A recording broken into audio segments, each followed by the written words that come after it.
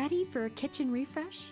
Right now, the spring shop is 40% off at Hobby Lobby, so you'll save on kitchen essentials, home decor, and hundreds of other exclusive items. Shop in-store or online today.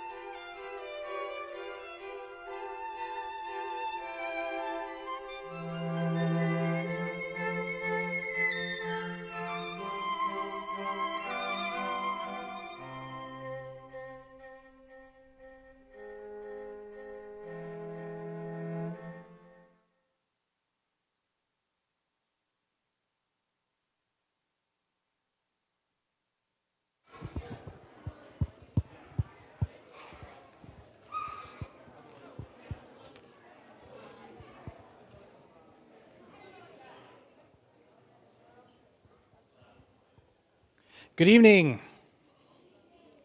My name is Jed Culbertson. I'm the headmaster here at Agape Christi Academy, and I'm very pleased to bring you tonight with all the efforts of the Agape Christi players and of Green Gables. We have started our arts season. Yesterday we had our arts festival. Today, of course, the presentation you're about to see, and we hope you'll join us again on May 20th as some of our younger students have their spring playhouse. So lots to celebrate and look forward to as we continue through.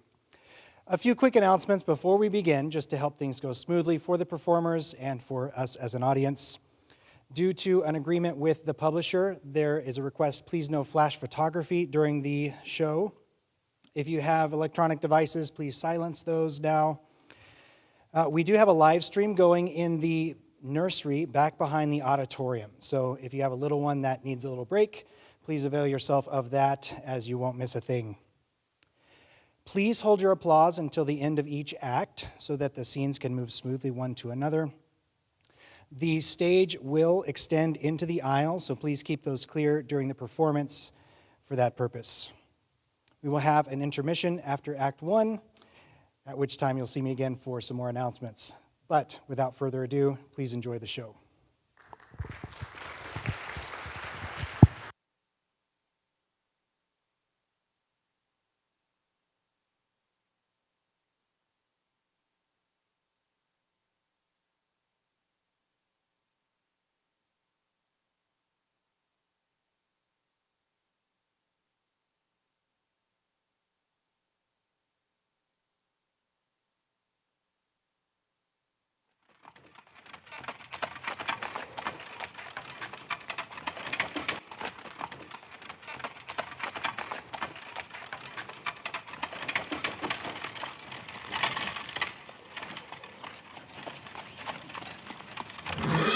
Whoa.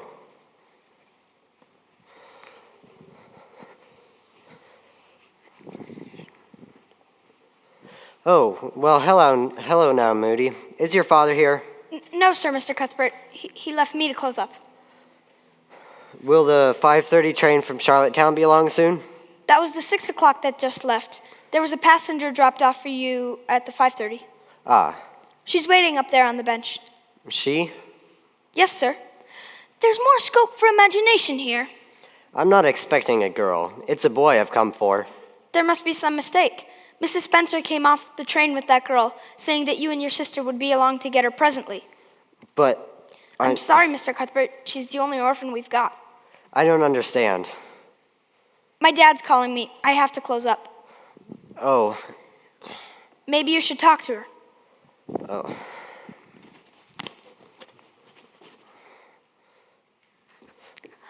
I suppose you're Mr. Matthew Cuthbert of Green Gables.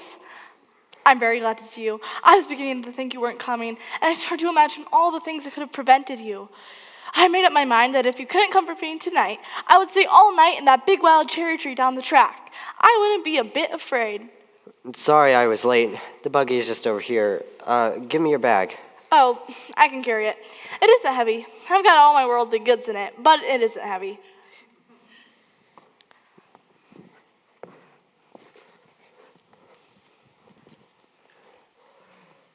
Mrs. Spencer says it was an 8-mile drive. Mrs. Spencer said that probably Miss Cuthbert would come with you. Merle is back home getting things ready for the... Oh, Mr. Cuthbert, I'm so glad I'm going to live with you and your sister and belong to you. I've never belonged to anybody. Not really.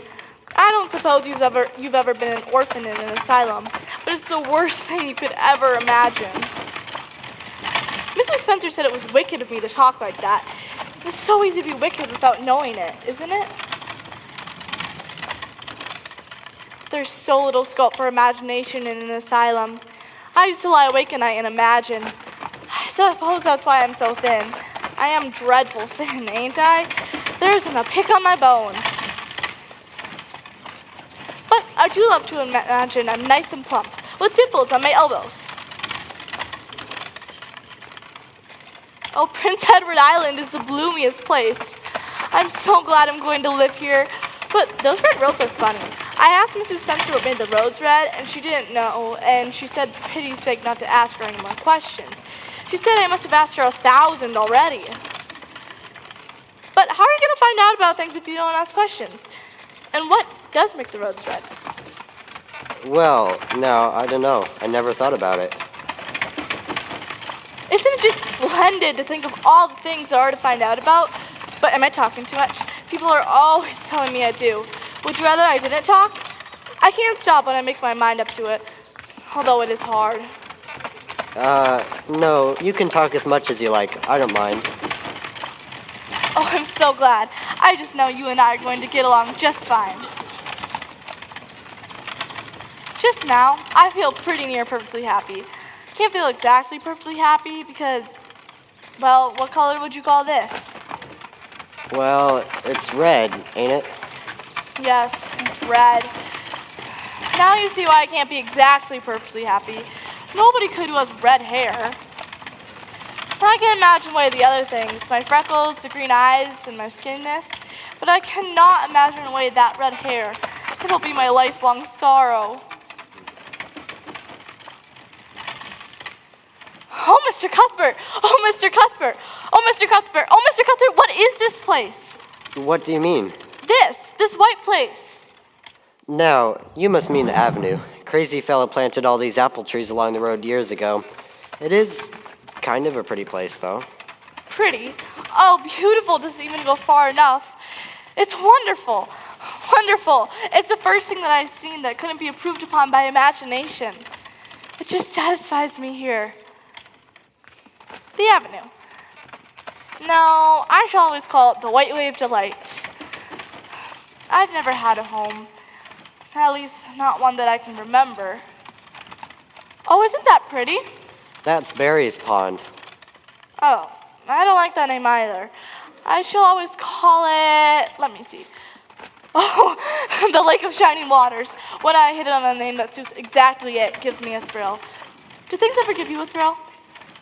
Well, now, yes. It always kind of gives me a thrill like that, to see them ugly white grubs that spade up in the cucumber beds. Oh, I hate the look of them. Oh, I don't think that can exactly be the same kind of thrill. Why do other people call it Barry's Pond? I reckon because Mr. Barry lives up in that house. Oh, does Mr. Barry have any little girls? Well, not so very little. About my size. He's got one about 12. Her name is Diana. Oh, what a perfectly lovely name. Well, now, I don't know. Goodbye, dear Lake of Shining Waters. We're almost near home now. That's Green Gables over there. Don't tell me. Let me guess. I'm sure I'll guess right. That's it, isn't it? Well, now, you've guessed it. Just as soon as I saw it, it felt like home.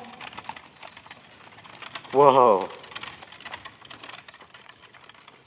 Well, here we are.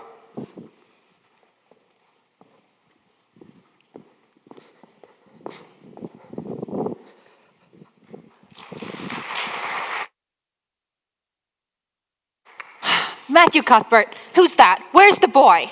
There wasn't any boy. There was only her. Well, this is a pretty piece of business. You don't want me. You don't want me because I'm not a boy.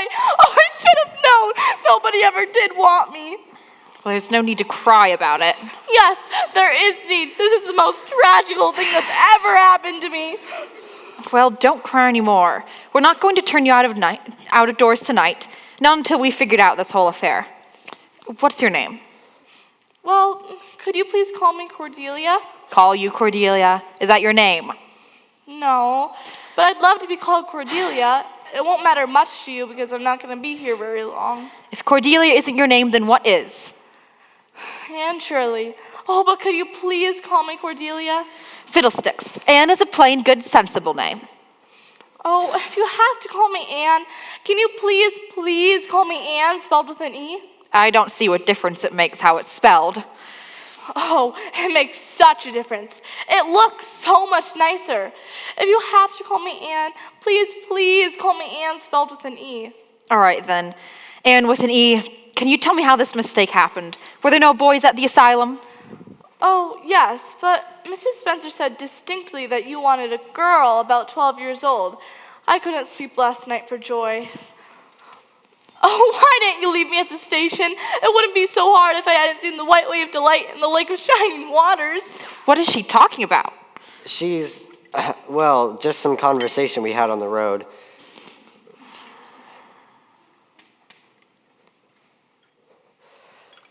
Well, sit down, take off your hat.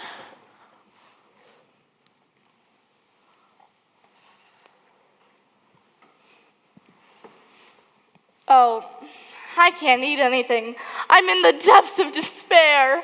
What in the world? A lump comes right up your throat, and you can't swallow anything. Not even if it was a chocolate caramel. A what? I had a chocolate caramel once 2 years ago, and it was simply delicious. I hope you won't be offended because I can't eat anything. Everything smells nice. I guess she's tired. Best put her to bed. But I made the pallet for the boy in the spare room. Come along then. The East Gable room is clean.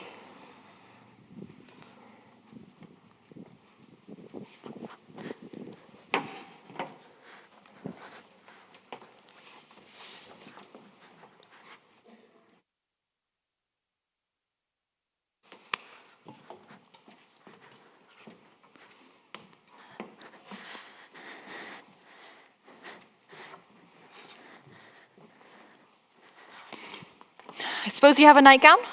Mm-hmm. Undress quick as you can and get to bed. I will.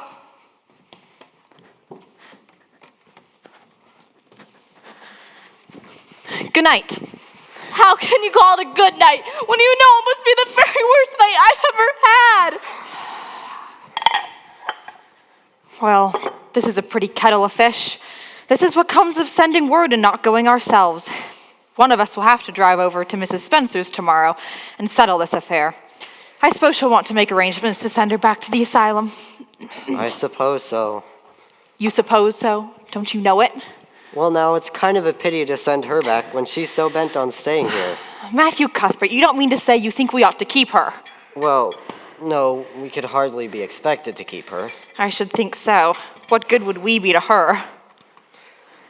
We might be some good to her. Matthew Cuthbert, I can see she's bewitched you. You want to keep her, plain as plain. She could be some comfort and companionship for you. I'm not suffering for companionship, thank you. It's you who needs the help, not me. I can hire a French boy to help me. I'm not going to keep her. Where are you going? Matthew, aren't you going to drink your tea? Matthew!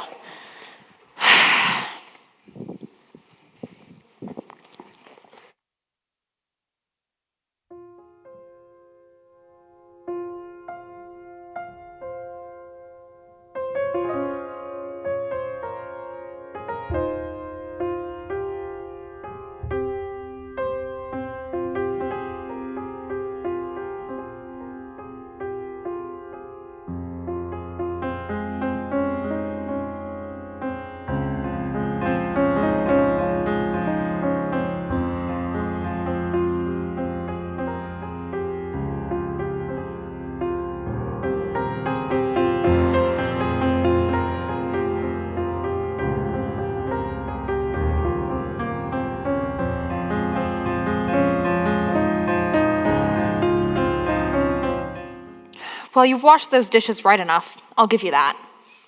Thank you. The world doesn't seem such a howling wilderness as it did last night. I'm glad it's not raining today, because it's so much easier to be cheerful and bear up under affliction on a sunshiny day. I do like rainy mornings real well, too. You talk entirely too much for a little girl. I suppose I can have the mare and buggy this morning. There's nothing more aggravating than a man who won't talk back to you. Oh, well, I think he's lovely. He didn't mind how much I talked. Well, you're both odd enough, if that's what you mean. Don't you have something to do? Idle hands. Now, since you're obviously bent on talking, you might as well talk to some degree. Tell me about yourself. Oh, could I please tell you what I imagine about myself? No, just stick to the plain, bald facts. How old are you, and where were you born? Well, I was 12 in March, and I was born in Bolingbroke, Nova Scotia. My parents were Walter and Bertha Shirley, and they both worked at the Bolingbroke High School. Aren't Walter and Bertha lovely names? I suppose it doesn't matter what a person's name is, as long as he behaves himself. Oh, well, I don't know. I read in a book once that a rose by any other name wouldn't smell as sweet, but, well, when my mother married my father, she gave up teaching, of course. And Mrs. Thomas, she cleaned for them sometimes, said my parents were as poor as church mice, and I was the homeliest baby she ever saw. But my mother thought it was perfectly beautiful. She died just when I was 4 months old. I do wish she'd lived long enough for me to remember calling her mother. Well, my father died 4 days afterwards from fever, too. That's when I finally became an orphan and nobody knew what to do with me. Finally, Mrs. Thomas, the scrub woman, came and said she'd take me. So I lived with her and her drunken husband until I was 8 years old. As soon as I could walk, I started taking care of children. There were 4 of them younger than me, and I can tell you they took a lot of looking after. Then Mr. Thomas died by falling under a train, and then Mrs. Hammond from up the river came and said she'd take me, seeing how I got to be so handy with children. Mrs. Hammond had 8 babies, eight children, and I like babies in moderation, but twins 3 times in succession is too much. I told her so firmly when the last pair came. I should think so. So I lived with Mrs. Hammond for 4 years, till Mr. Hammond died. Then I had to go to the asylum until Mrs. Spencer came. Those women, Mrs. Thomas and Mrs. Hammond, were they good to you? Oh, I feel sure they were meant to be good to me. Oh, isn't that pretty? What? That big cherry tree. I saw a corner of her from my window. She's radiantly lovely. She blooms as if she really meant it. I'll be back for lunch. Little Jerry Blott from down the creek was here this morning. I told him I guess I'd hire him for the summer.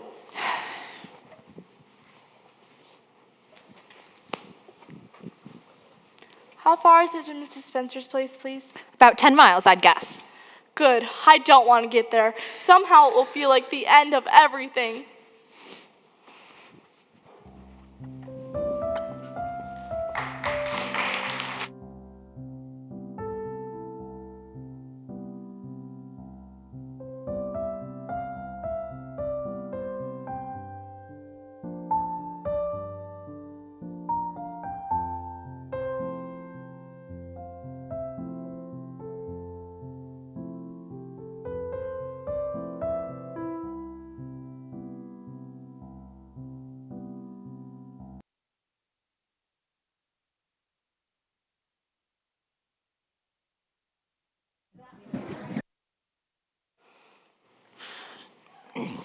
Sorry, Miss Cuthbert. Of course, I'm dreadful sorry about the mistake.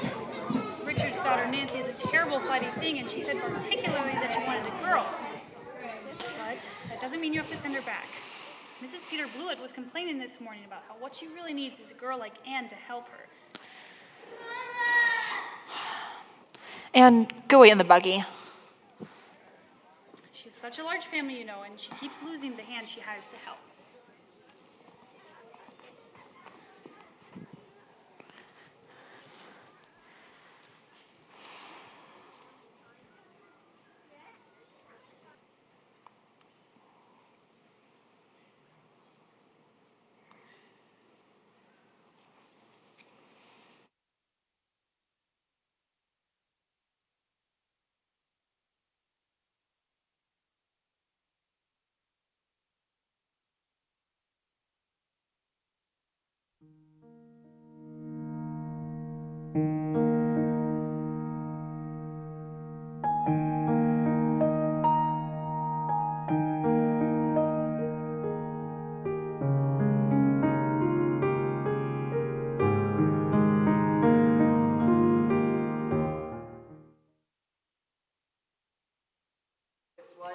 I wouldn't give a dog I liked to that woman.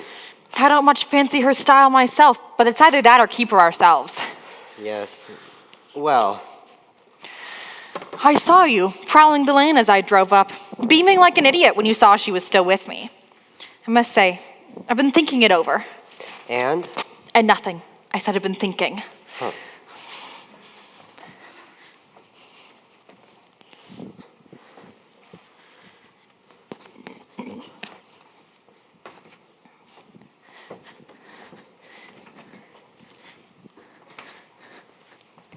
Oh, Miss Cuthbert, did I really hear you say you might let me stay at Green Gables? Yes, you did hear me say just that, and no more. We might decide to let Mrs. Blewett take you. It's obvious she needs the help. Now, Anne, last night you threw your clothes all over the floor. If you are going to stay with us, I haven't any use for any little girl who isn't neat and clean. I was so hard up in my mind last night. I'll be sure to fold them nicely tonight. You may say your prayers. I never say prayers. Why, Anne, what a terrible, wicked thing. I'm afraid God must think you are a very bad little girl. It'd be easier to be bad than good if you had red hair. Mrs. Thomas said God made my hair red on purpose, and I've never cared about him since. Anne, you will say your prayers every night while you are under my roof. Why, of course I will. But you'll have to tell me what to say, just for this once. Well, kneel down.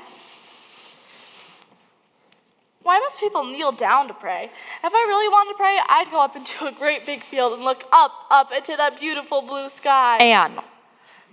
What must I say? Well, now I lay me down.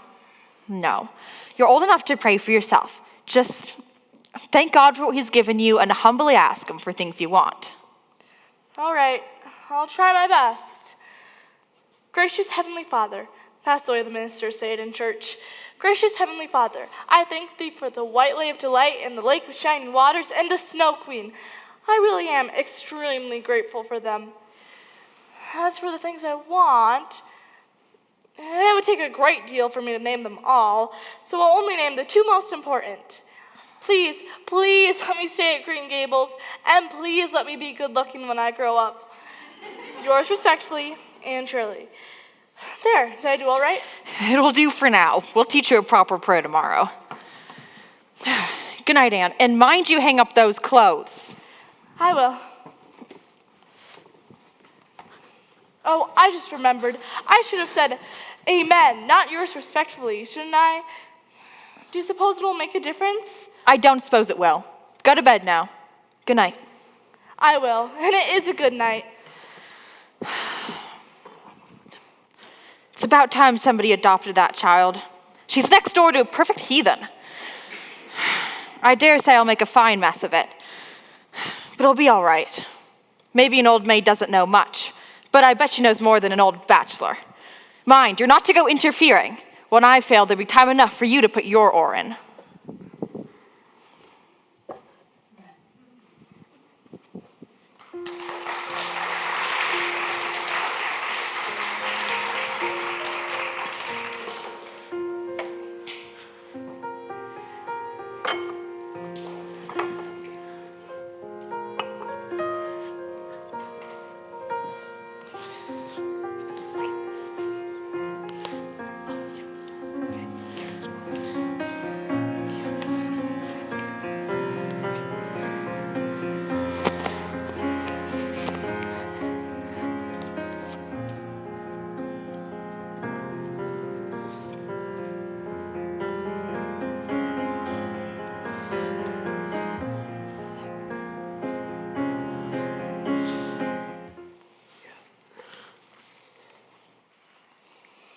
Please, Miss Cuthbert.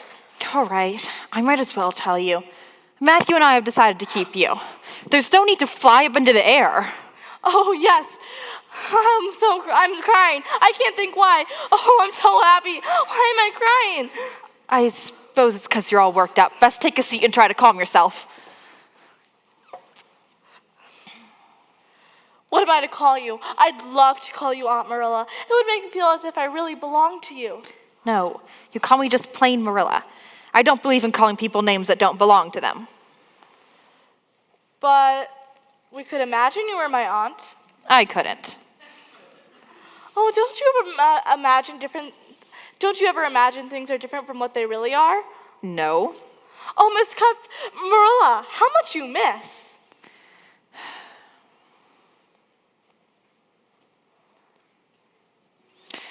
When the Lord puts you in certain circumstances, he doesn't mean for you to imagine them away.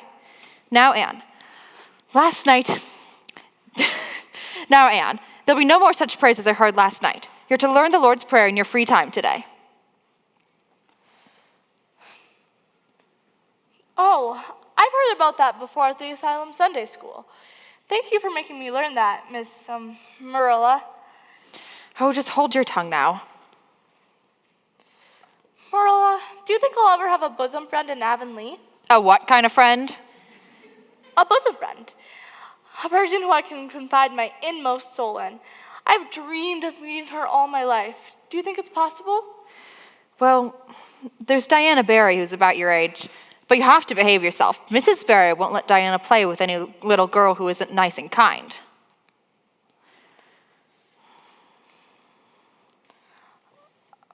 All right. I'll go learn this prayer now. I'll call you for supper.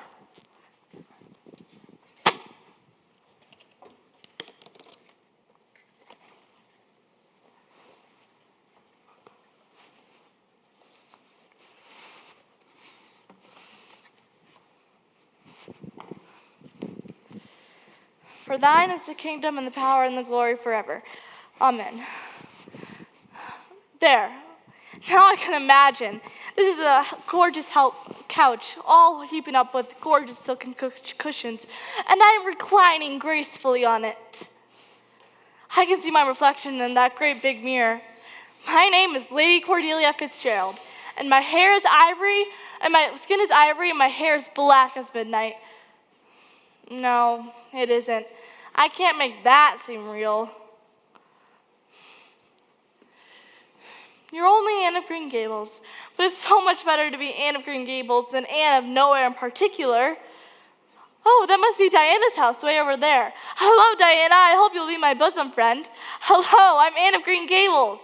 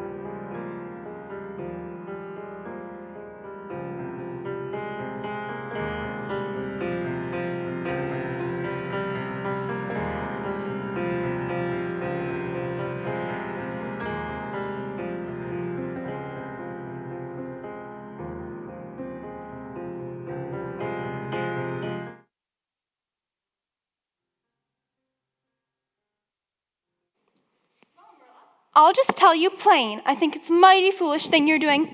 A risky thing, that's what. Lovely evening, Rachel. Glad you could drop by. Bringing a strange child into your house. I will admit, I've had some qualms myself. Couldn't you have just sent her back? Yes, I suppose we could have. But Matthew took such a liking to her. And she's a real bright little thing. It's only been a few weeks now. But the house seems such a different place. Well, it's a great responsibility you've taken on yourself, Marilla, and with no experience with children. But I don't want to discourage you, I'm sure, Marilla. I'm not feeling very discouraged.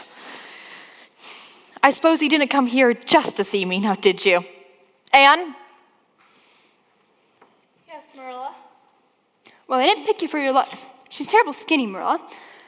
Come here, child, let me have a look at you. Lawful heart, did you ever see such freckles and hair as red as carrots? Come here, child, I say. I hate you. I hate you, I hate you, I hate you, I hate you. How dare you call me skinny and ugly? How dare you say I'm freckled and red-headed? You are a rude, impolite, unfeeling woman. Anne! How would you like to have such things said about you? That you were fat and clumsy and had no spark of imagination in you? Did anyone ever see such a temper? Anne, go to your room this minute and wait for me. Well, I don't envy your job bringing that up, Marilla. You shouldn't have twitted about her looks, Rachel. Marilla Cuthbert, you don't mean to say... No. She wasn't in the right, but we have to make some allowances. She's never been taught what is right. Well, I see that I'll have to be very careful about what I say after this, Marilla, since the fine feelings of orphans brought from goodness knows where have to be considered before anything else. If you'll take my advice, which I don't suppose you'll do, you will give her that talking to with a fair-sized birch switch.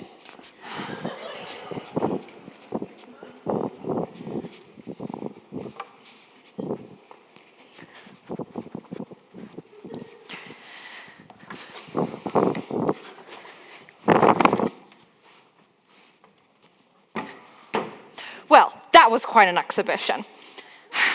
I don't say Mrs. Lynde was exactly in the right, but you shouldn't have said such things. She was a guest and a stranger and my friend, and you were rude and saucy. And you will go to her at once and ask her to forgive you for your very bad temper. Oh, I can never do that.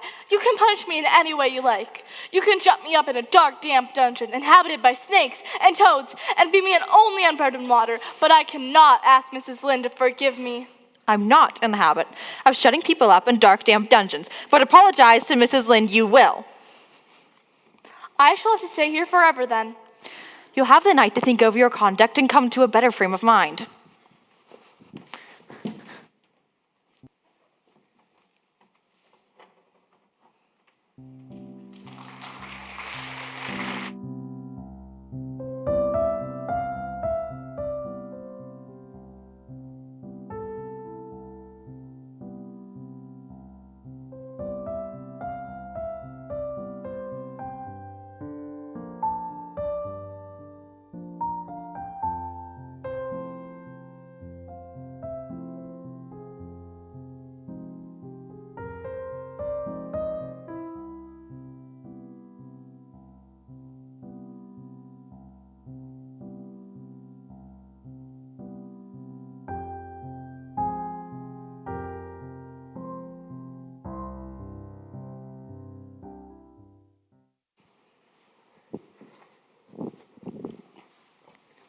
Anne, how are you making it?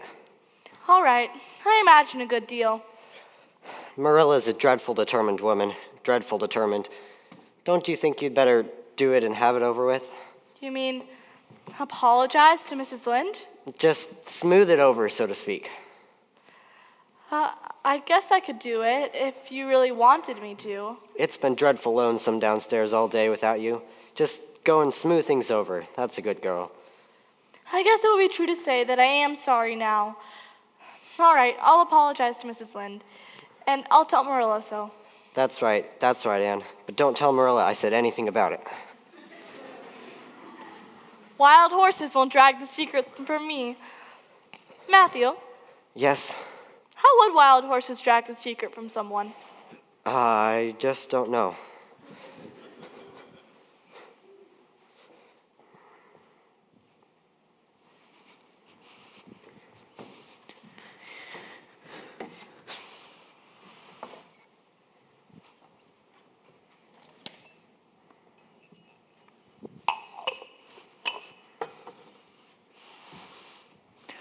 Well, I'm really sorry for the things I said, and I'm willing to tell Mrs. Lynde so. we'll go over right now then. Oh, could we just wait 5 minutes? No.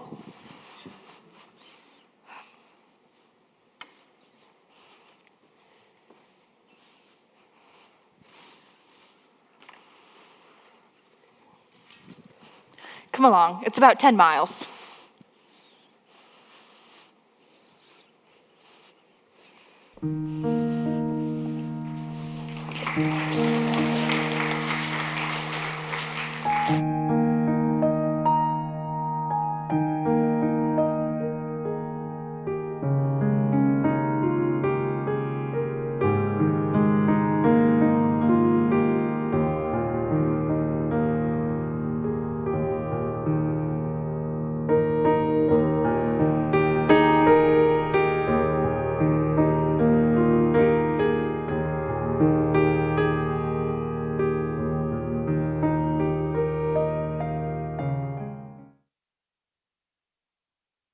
Very well.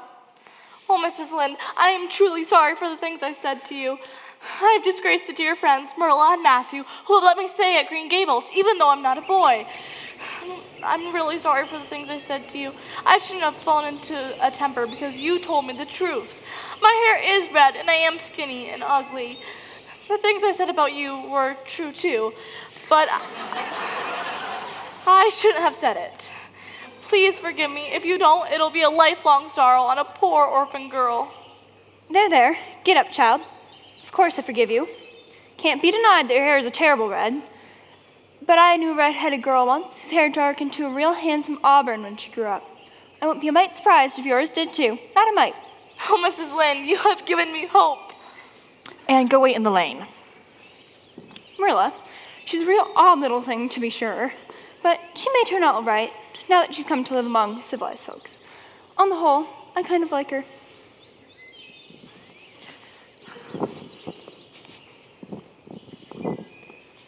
I apologized pretty well, didn't I? I hope you won't have occasion to make many more such apologies. It gives you a lovely, comfortable feeling to apologize and know you're forgiven. Aren't the stars bright tonight? If you could live in a star, which one would you choose? I would choose that bright one above the hill. Oh, come along now.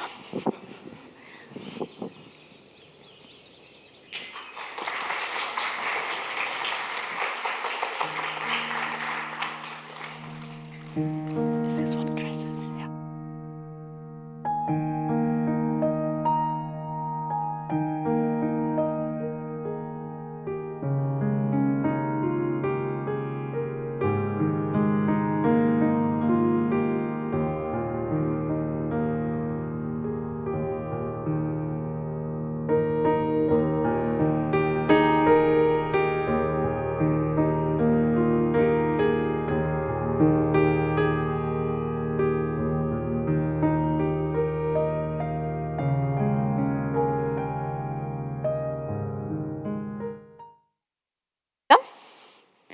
What I'll do is I'll imagine that I like them. I don't want you to imagine that you like them. What's wrong with them? They're not pretty. Anne, I don't believe in pretty, and I'll tell you right off, I don't believe in pampering vanity. Oh, I'm so grateful for them, but I'd be so much gratefuler if you could make one, just one of them with puff sleeves. I hadn't any material to waste on puff sleeves. Here you are now.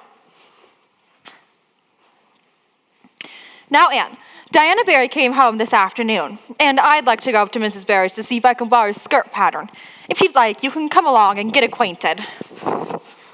Why? If the child isn't actually trembling. Oh, Marilla, you'd be trembling too if you knew you were going to meet a girl who you hoped to be your bosom friend, and you said her mother might not like me. Oh, come along now. Just don't make any of those startling speeches of yours.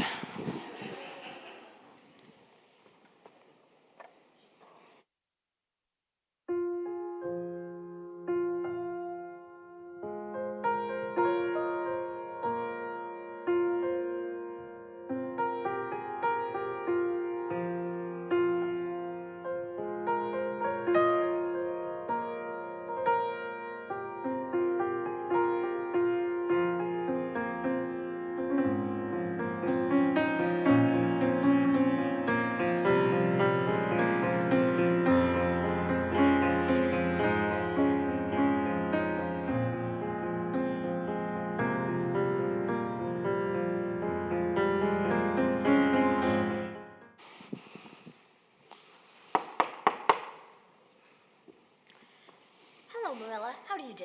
Very well, thank you. And this is the little orphan girl you've adopted, I suppose? Yes, this is Anne Shirley. Spelled with an E. How do you do? I am well in body, although considerably rumpled up in spirit. Thank you, ma'am. There wasn't anything startling in that, was there? And this is my little girl, Diana. Diana, you might go show Anne the flower garden. It's better for you than straining your eyes over that book of yours. Come in, Marilla. She reads far too much, and I can't prevent her, for her father aids and abets her. Oh. I don't know why Mother's always complaining about me reading books. I like stories. Don't you, Anne? That was so fun. Anyway, here's the flower garden. Mother does most of it, but I get to do this little patch myself. See? The daffodils were already here, and the peonies, but I put in all the bleeding hearts and the sweet clover. Oh, Diana, do you think you can like me a little? Enough to be my bosom friend? Why, I think so. It'll be jolly to have someone to play with. Will you swear to be my friend forever and ever? I don't know. It's dreadfully wicked to swear. Oh, no, not my kind of swearing. There's two different kinds, you know. I've never heard but of one kind. There really is another. It just means vowing and promising solemnly. Well, I guess I don't mind doing that. How do you do it? We must join hands. So, it had to be over running water. We'll just imagine this path is running water.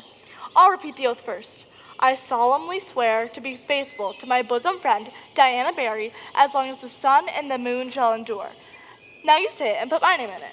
I solemnly swear to be faithful to my bosom friend Anne Shirley. Anne Shirley, as long as the sun and the moon shall endure. As long as the sun and moon shall endure. There. You are an odd girl, Anne, but I don't care. I think I'm going to like you real well.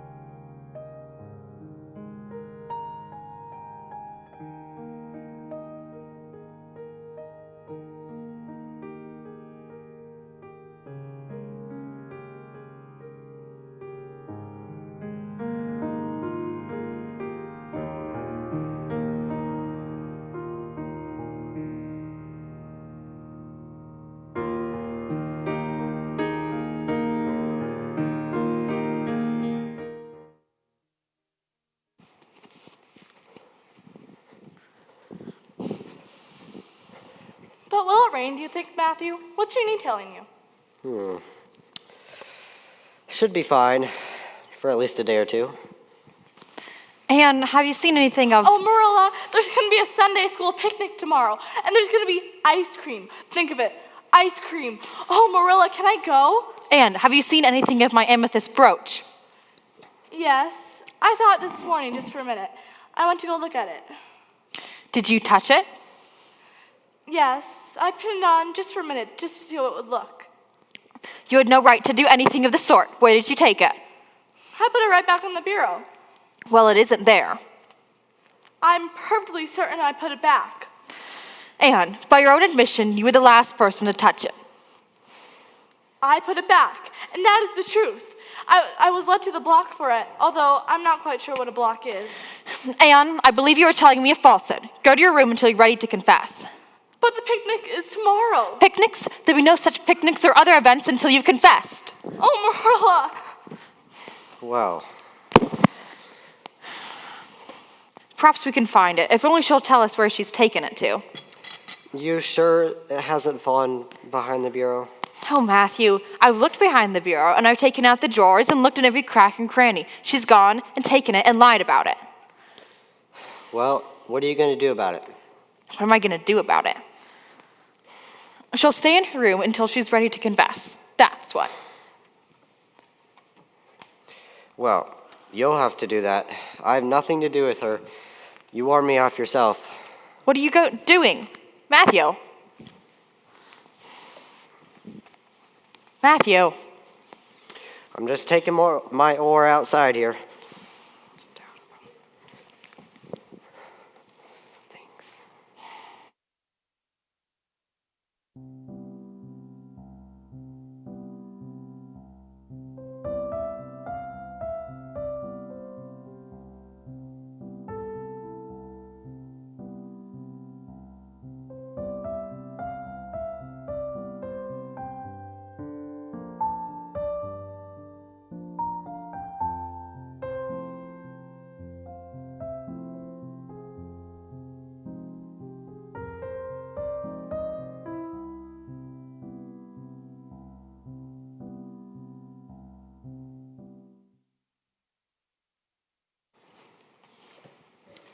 Anybody doing any confessing yet today? I haven't seen her since this morning. Huh. Are you taking anything up to her? Yes, I'm not in the habit of starving people into confessions. Huh. Anne? Marilla, I'm ready to confess. All right, then. I took your amethyst brooch, just as you said. It was so much easier to imagine being Lady Cordelia Fitzgerald with a real amethyst brooch. And then I took it to go show Diana, and we looked over the pond, and then the clasp came undone, and it went down, down, down, all purpley sparkling. And that's the best I can do at confessing. Anne, this is a terrible, awful thing you've done. And I know I'll have to be punished, so please get it over with quickly, because I have to get to the picnic. You will go to no picnics. That will be your punishment. Oh, Marilla! I'm going over to Rachel Lynde's, where maybe I can hear some useful piece of advice. Dear life and heart, what is this? Now, I do remember setting my shawl on the bureau for a moment yesterday. What on earth did that girl mean by saying she took this and lost it? And Shirley, come down here this minute. I just found my amethyst brooch hanging to the lace of my shawl. Oh. What did you mean by saying you took this and lost it? Well, you said you'd keep me in my room until I confessed, so I thought up of a really interesting confession last night, and I said it over and over again so that I wouldn't forget it. But then you wouldn't let me go to the picnic anyway. Oh, Anne, you do beat all. That's true, you shouldn't have confessed to something you didn't do, but I drove you to it. And so, if you'll forgive me, I'll forgive you, and we'll start square again. Matthew's gone to bring the buggy, and we'll get you ready for your picnic. I'll give you a basket for strawberries. Oh, thank you, Marilla. Oh, hush now. All that kissing and hugging nonsense.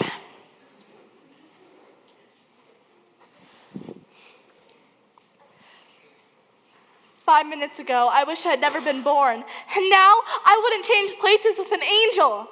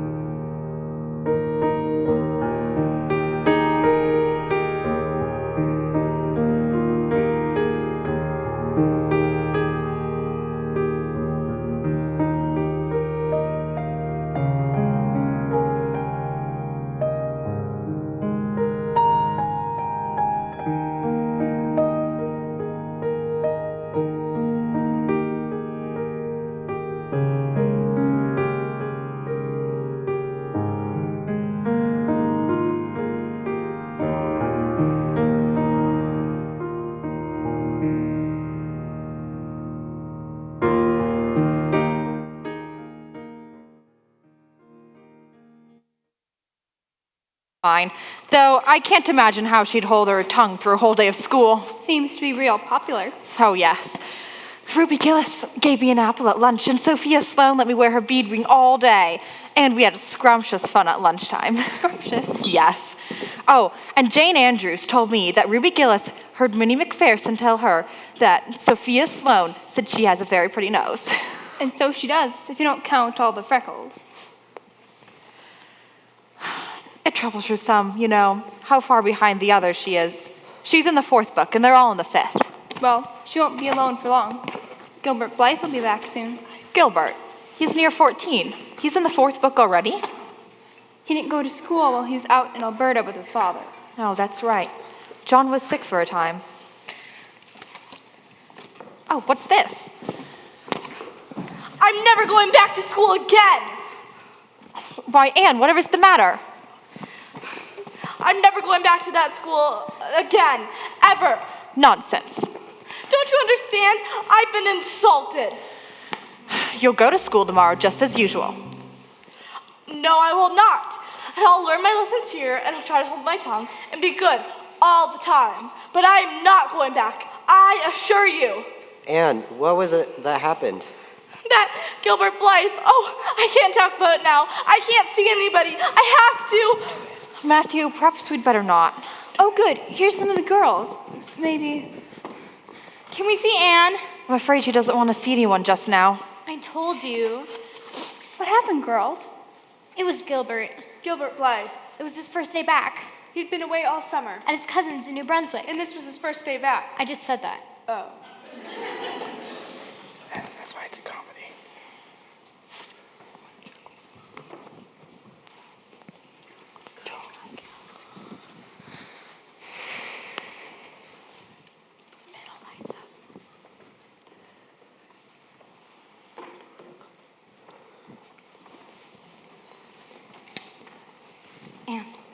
Anne, look. That's Gilbert Blythe with Moody. Just take a look at him and you see if you don't think he's handsome. He teases us girls something terrible. He just torments our lives out. Didn't somebody write his name up with? Yes, there. Gilbert Blythe was Julia Bell. Diana, Gilbert's back. Morning, Moody. Gilbert. Diana Barry, you little crow. Gilbert's back. Gilbert, how's your summer? Oh, all right, I guess. It was New Brunswick. Jane Andrews, you little squirrel. Should have introduced you. Oh. Morning, Josie. Diana. Well, it won't be so easy to stay ahead of the class now, Anne. What? Have Gilbert in your class after this. He's ever so smart, I told you. Yes. Yes.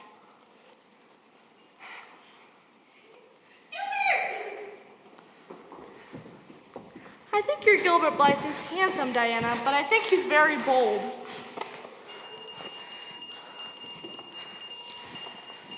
Yes, but what is it that happened? Anne was spelling champion in the 4th class, and Gilbert was trying to take her crown. Anne couldn't spell epitome. But Gilbert couldn't either. I'd never even heard of it. So Mr. Phillips called them ties. He told them they'd both be moving into our class soon. Then Mr. Phillips told us to work silently on our math problems while he did some special work with the Queen's Academy scholars at the back. Meaning some love poetry for Prissy. Jane. While Mr. Phillips starts droning this old poem, shall I compare thee to a summer's day? And Gilbert started to torment us again.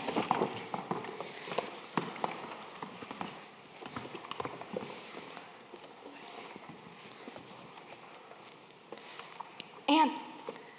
Carrots, carrots. You mean, hateful boy! How dare you!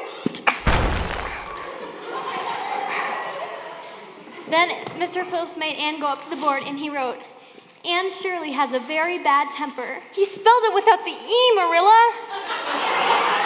And he made her put on the dunce cap. Then Gilbert raised his hand and said it was his fault because he teased Anne. So Mr. Phillips made him go up to the board beside Anne and he wrote, Gilbert Blythe must tease his lady friends more discreetly. And he made Gilbert stand right beside Anne. because there was only one cap and they had to share it. And he made Anne hold Gilbert's hand because there was only one cap and they had to share it. I just said that. Oh. And Anne wouldn't. And he made her. And then he wrote a plus sign between their names on the board and said, Now, as the two of you have commanded the attention of the entire school, we have no choice but to take notice. well, I guess she's at head of the class now.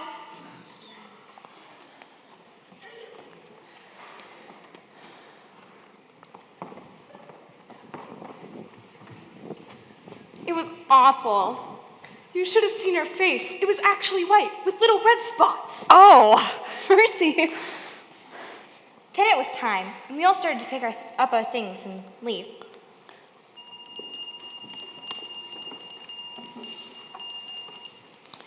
Anne, look here. I'm awful sorry I made fun of your hair. Don't be mad for keeps now. Anne? Oh, Anne, how could you? I shall never forgive Gilbert Blythe. Gilbert makes fun of all the girls. You heard him call me a crow before school. I don't care. Mr. Phillips and Gilbert Blythe have hurt my feelings excruciatingly. Why are you taking all those things home? I'm never going to school to that man again. Oh, Anne. She wouldn't even let me walk home with her. Thank you, Diana. She'll come see you when she's ready. Thank you, girls.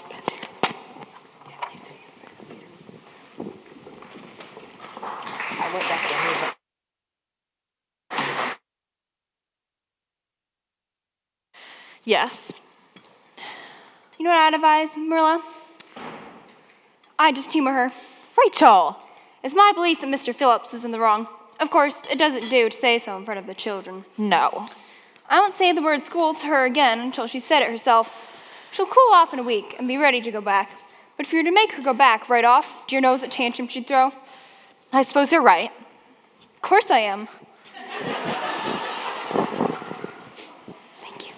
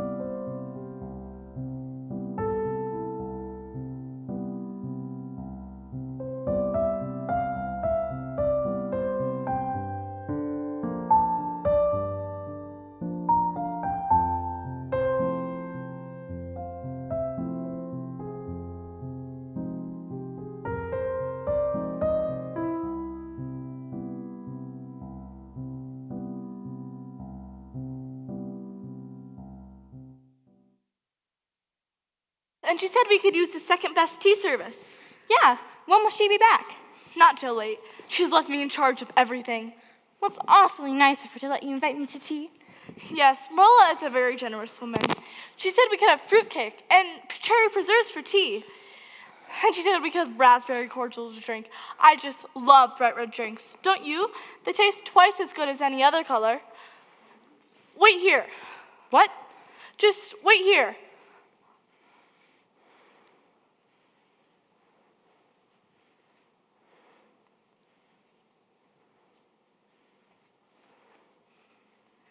Now, knock. What? Knock. Oh. Why, Diana Barry, do come in. How is your mother? You were just at her house. You just saw her. Diana. Oh, she's very well, thank you. And Marilla? Marilla's in excellent health. Thank you, Diana. I suppose Mr. Cuthbert is hauling in potatoes for this afternoon ship, is he? Yes, our potato crop is very good this year. I hope your father's crop is good too. It's fairly well, thank you.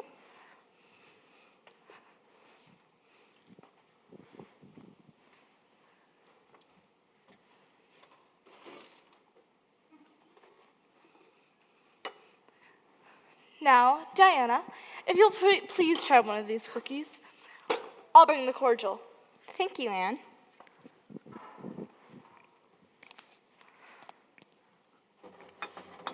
Oh, What's the matter? Marilla said that the cordial was on the second shelf of the pantry, and I can't find... Oh, here it is. It was way back on the top shelf. Now, Diana, help yourself. I'll set our tea to draw. Thank you.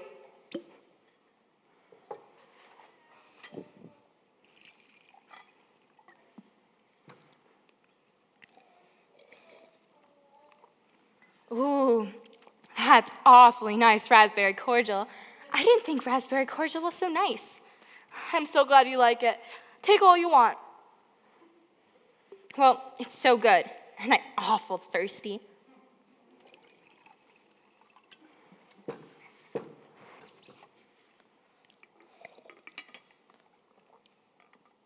This is the nicest raspberry cordial I've ever drank. Marilla is a famous cook. She's trying to teach me how to cook, but I assure you, Diana, it is uphill work.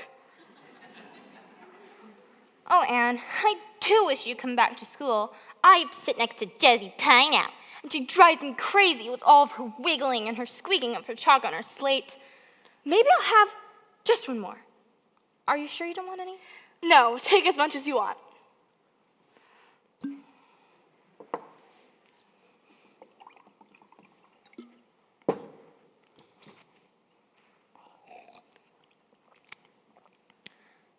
Last week, Ruby Gillis charmed all her warts away. She didn't. She did. Choose you live.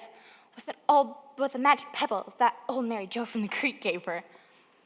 And Charlie Sloane's name was written up with M. White's. And M. White was awful mad about it. I imagine so.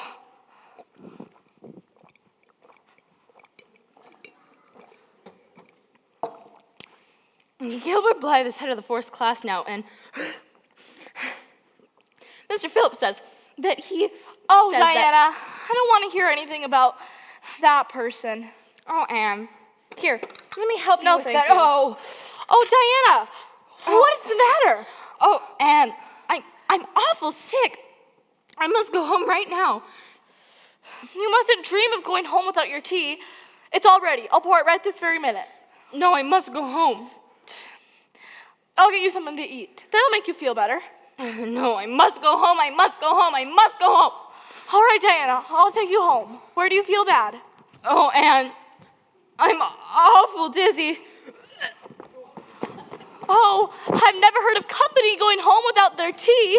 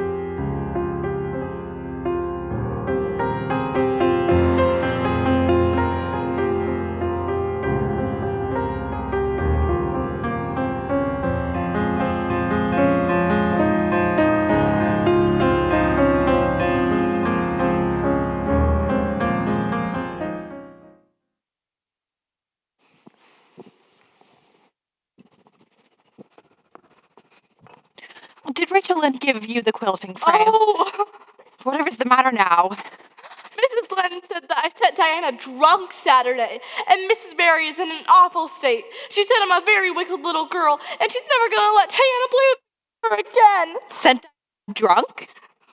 Whatever did you give her? Nothing but raspberry cordial. I never thought raspberry cordial could set anyone drunk, even if they did drink 3 tumblerfuls. Oh no! What? You didn't give Diana raspberry cordial. You gave her red currant wine. I thought it was the cordial. Mrs. Barry will never believe that I did it on purpose. I should think she'd rather punish Diana for being so greedy as to drink 3 glassfuls of anything. Cheer up now. I can't see as it was your fault.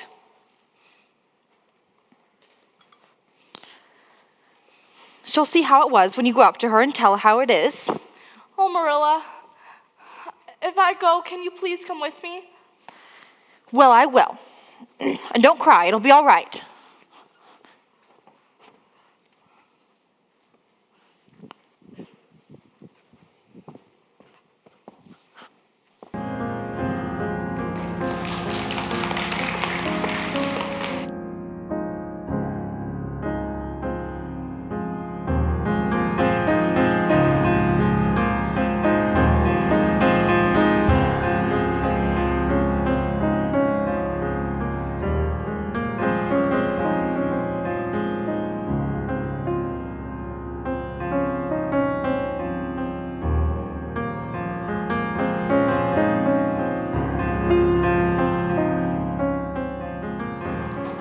Of all the unreasonable women, she's the worst. Come along. 1 minute only. Oh, Anne! Diana! I've cried and cried. I told her it wasn't your fault, but she wouldn't listen. She's only given me 1 minute. She's already turned over the timer. 1 minute isn't very long for an eternal farewell. No! Oh, Diana, will you promise faithfully never to forget me? Indeed, I will. I know you'll have other friends after this, but will you? I will never have another bosom friend, Anne, and I will never love anybody as much as I love you. Oh, Diana, do you love me? Well, of course I do. Didn't you know that? Well, I knew you liked me, of course, but I never thought anybody could love me.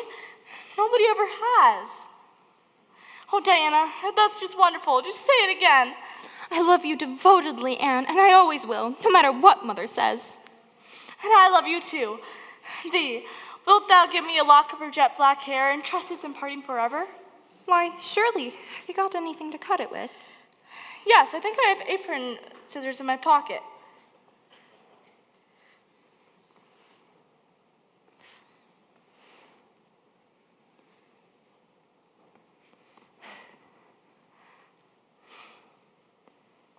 Diana! Oh, Farewell, my forever friend. Diana! farewell, Anne. It's all over. Diana and I are parted forever. She gave me a lock of her hair. I'm going to sew it up in a little bag. Please see that it's buried with me, for I don't think I'm going to live very long.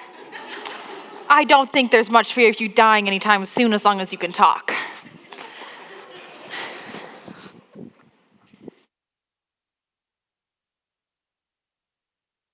Thank goodness for that.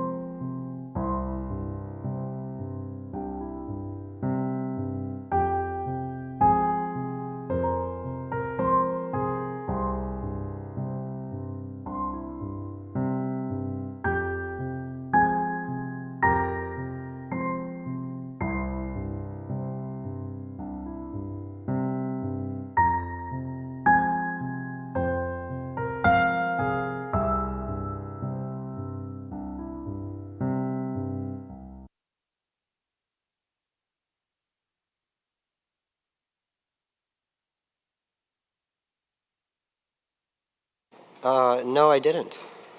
I wish you had. It's perfectly awful stuff. I can't make head or tail of it.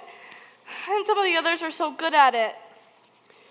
Well, Teddy Phillips told me last week that you were the smartest student in school. Said he'd only moved you and Gilbert up to the 5th class, and you're already fighting to be the top of that class now. But there's so many new subjects now. Oh, we're studying agriculture, and I found out at last what makes the roads red. It's the iron and the sandstone, like the cliffs up by White Sands. Well, now. It's a great comfort. We're starting government, too. We started early, Mr. Phillips says, because of the premier making his big visit to Charlottetown. Oh, I wonder how Marilla and Mrs. Lynde are enjoying themselves at the rally. Mrs. Lynde says Canada is going to the dogs, and if women were allowed to vote, we would soon see a blessed change. Well, now. Ruby Gillis says that when a man is courting, he always must agree with her father in religion and her mother in politics. Is that true? I don't know. Did you ever go courting? No, I didn't.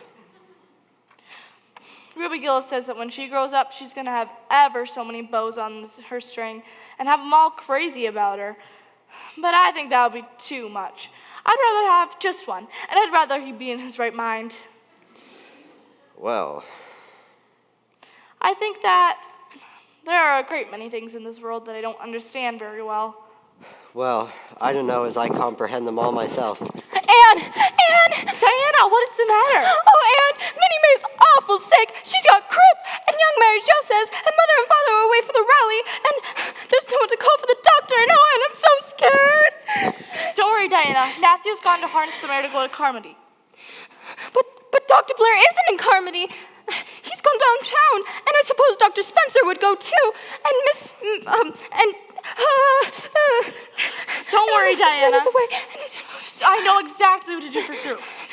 Taking care of 3 twins, you can actually get a lot of experience. I'll get the Ipecac bottle. You may have any at your house.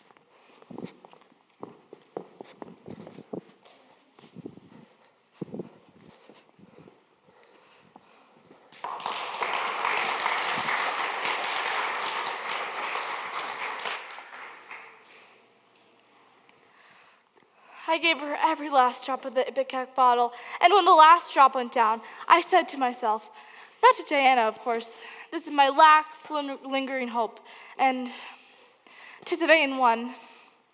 But then she started to cough up the phlegm and get better right away. You must imagine my relief, for it can't be expressed in words. You know there are some things that can't be expressed in words. Yes. You know, Anne, the doctor said it would have been too late by the time he got there. He did? Aye, you saved that baby's life, he said. I'm real sorry now that I was ever cross with Mrs. Hammond for having twins. But oh, Matthew, I'm so sleepy. Don't worry, I've got you.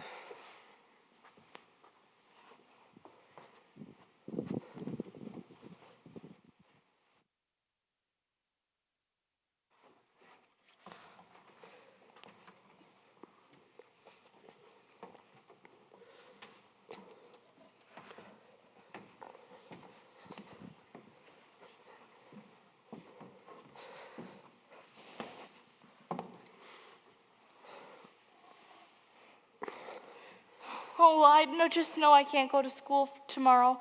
I was just gonna keep my eyes open. But some of the others would get ahead, and then I won't know what to do. Well, I guess you'll manage all right with that. Let's just get you to bed and get you a good sleep.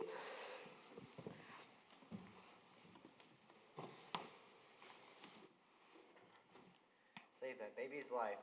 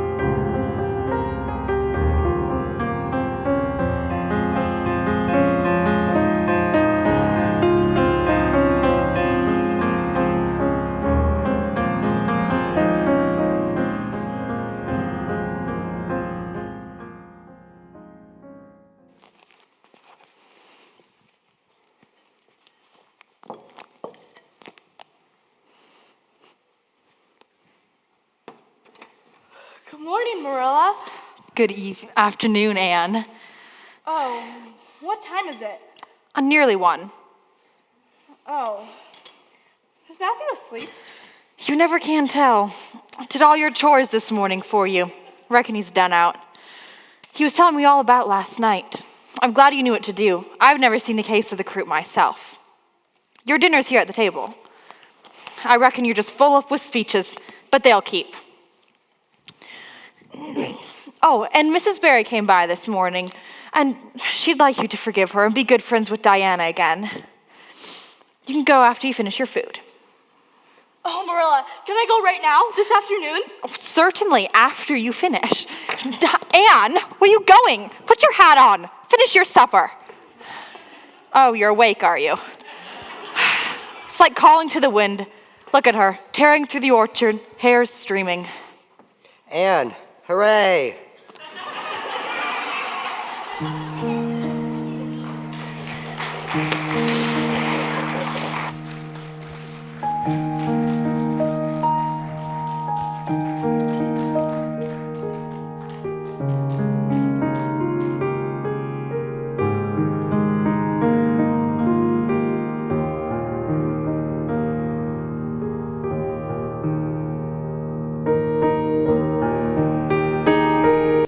We'll now have a brief intermission. Please visit the concessions in the room behind the auditorium there. There are restrooms on this level as well as upstairs, and we'll see you back here shortly.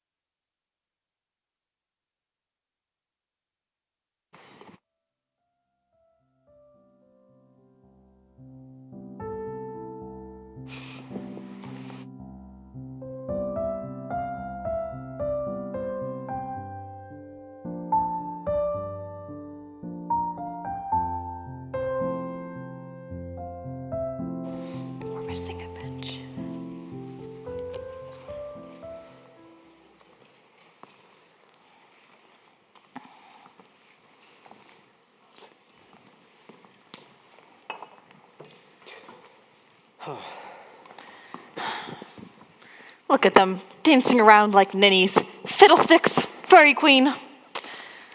Seems to like this new one, eh? This lady teacher. Oh, I just love Miss Stacy. When she says my name, I know she spells it with an E. And oh, Marilla, her dresses are so beautiful. She has the biggest puff sleeves in all of Avonlea. Puff sleeves? And she's got them traipsing about the woods for field days, reciting and so on. Rachel Lynde says it's a great waste of time. Puff sleeves? Oh, hush. And now this concert foolishness. There's something different about her. What? Our Anne. There's something different from them others. What is it?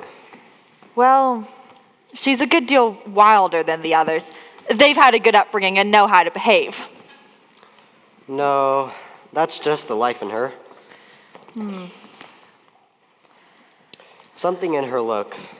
I don't know what it is. It's not her red hair. Well, I'm sure I don't know either, so you tell me when you find out. Oh. What is it, Matthew? They're coming in, all of them. No, Josie. No. I don't see why. It has to be Ruby or Jane. Why? Because. Hello, Matthew. Hello, Marilla. Girls. Hello, Mr. Cuthbert. Hello, Marilla. Why can't I? Because it's ridiculous, Josie. You don't look like a fairy queen. You don't look like a fairy at all. Well, and one of the attendants, a red-headed fairy, is just as ridiculous as a skinny fairy. Here, Di, will this do? Oh, yes, that'll do perfect. Oh, good. Let's go try it again. Come on. And we'll tie some white roses in your hair.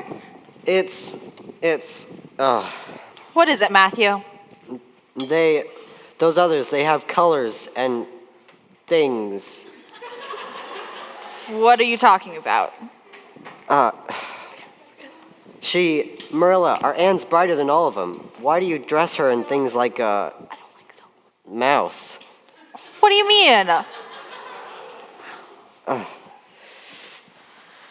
Where are you Puff going? sleeves.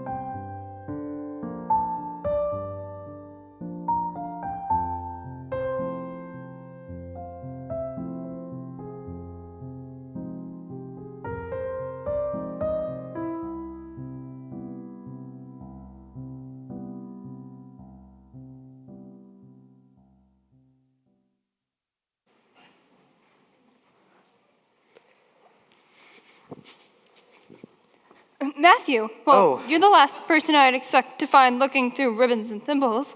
Rachel. Matthew, Yes? what is it you're wanting to buy? Maybe I could help you? That is, I'm trying to find... Yes?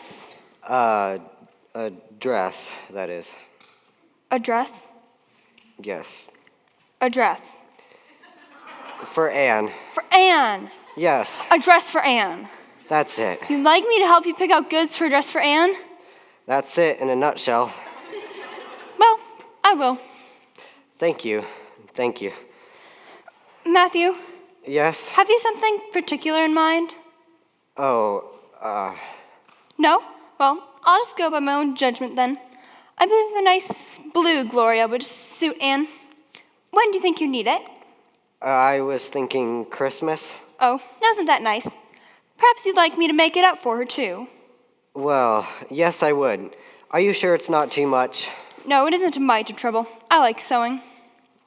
Well, and I think I think they make the sleeves different than what they used to. If it's not too much, I'd like them made in the new way. Puffs, of course. You needn't worry a speck more about it, Matthew. I'll make it up in the very latest fashion.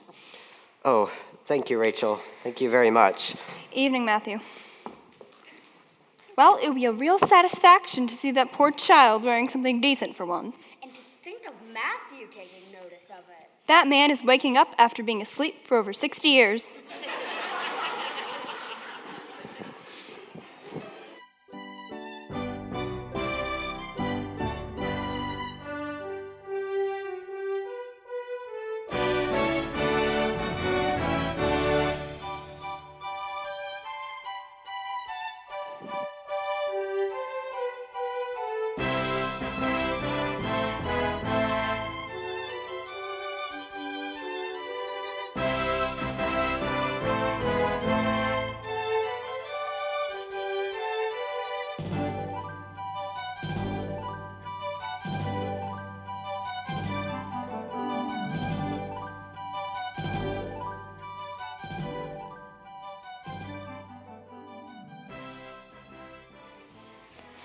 You look so smart, too, in your new dress. Didn't she, Marilla? Humph. It was so lucky that you thought of that right before the Christmas concert, Matthew. Yes, thank you again, Matthew. Oh, well, now. Marilla, you haven't said anything yet about the concert. Oh, Did you like it? it was all right, I suppose, as those things go. Diana, I'd feel so much better if you could stay out here with me just for a minute before you leave. All right. You'll catch your death of cold, both of you. Don't keep her too long, Anne. Marilla. It's been a brilliant evening, hasn't it? Oh, yes. Your solo was perfectly elegant. You think so? Yes. Did I do all right, do you think? Oh, yes. Your recitations just brought down the house. I was so nervous. Did I groan all right? Yes, you grow lovely. It truly has been a memorable occasion. Well, I guess our Anne did as well as any of them. Yes, she's a bright child. And she did look nice in that dress you got her. Yes. She likes this new teacher, I guess. Yes, she's a good teacher. I guess Anne will need something more than Avonlea School by and by. Yes. I suppose the best thing we can do for her will be to send her to Queens to get her teacher's certificate. Queens? Yes. All the way to Charlottetown? It's a while yet. Yes. It's been a romantic evening, hasn't it? Yes.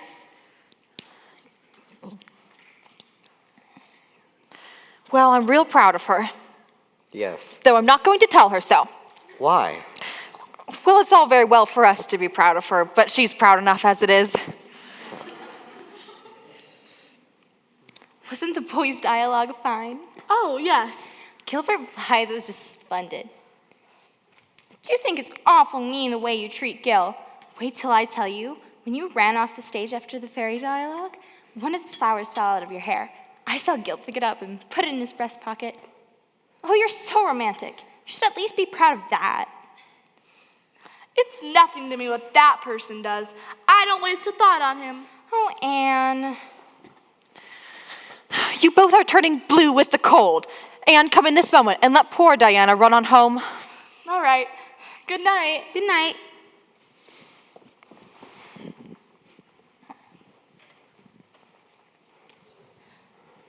Good night, Matthew. Good night, Marilla. Good night, Anne. Anne, you were real good tonight. Your Miss Stacy said you were the bright particular star. Those were her words. And we was very proud of you, Anne, both of us. Thank you, Matthew.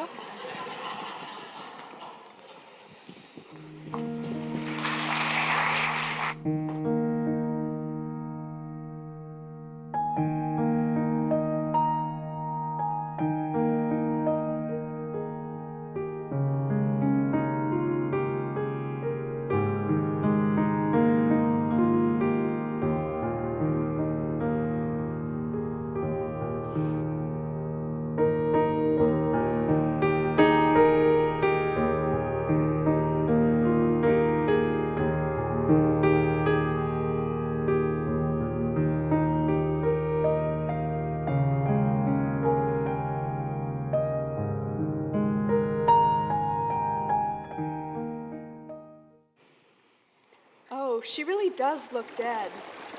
Ew, yes. It makes me a little frightened.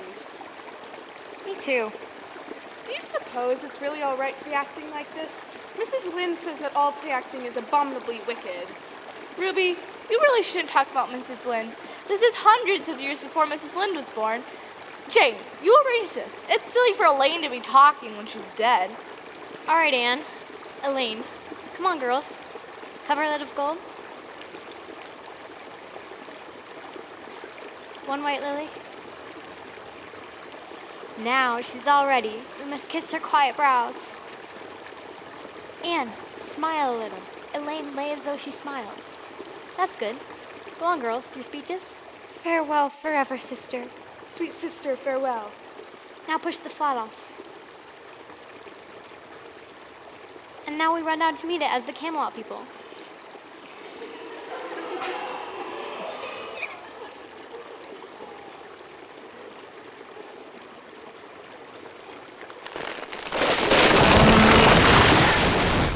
What was that? The boat hit something, I think. Is Anne all right? Ruby, run up the bank and look. Anne! Anne, are you all right? Shh, Diana, she doesn't want to be called Anne just now. I know, but... Ruby, can you see her? Is she? Oh no! Oh no! What? The boat! Oh no! What, Ruby? Ruby, come down and talk. It's leaking! The boat is leaking! Oh, she's fainted! Anne! Ruby, get up! Anne! She's on shore. Worry about her later. Anne! Anne! The boat's leaking! It's sinking! Anne! She's not getting up. You run down the bank to where the boat drifts up. I'll get Ruby and see if we can get some help. All right. Anne!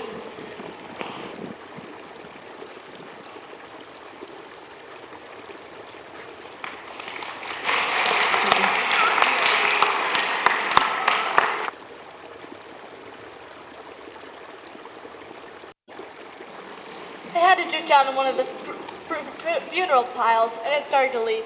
Why? We were playing Elaine. Elaine? From the Lily Maid, Idols of the King, Tennyson. Ah.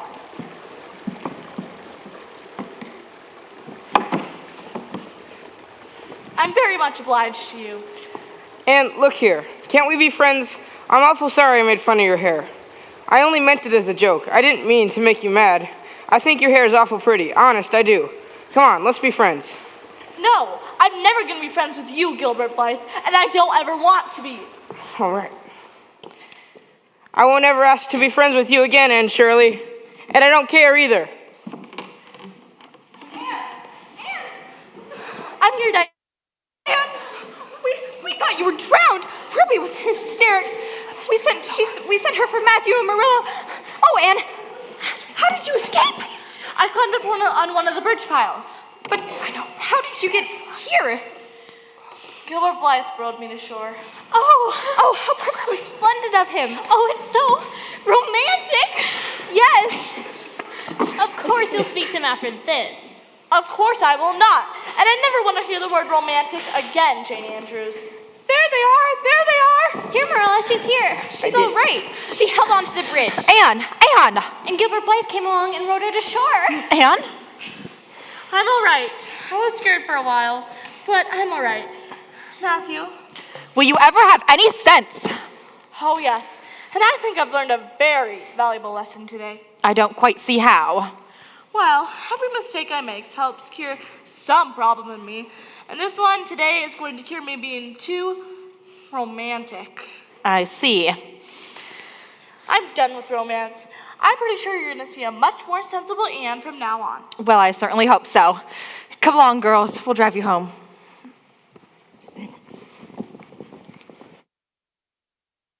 And a little of it is a good thing. Not too much, of course, but keep a little of it.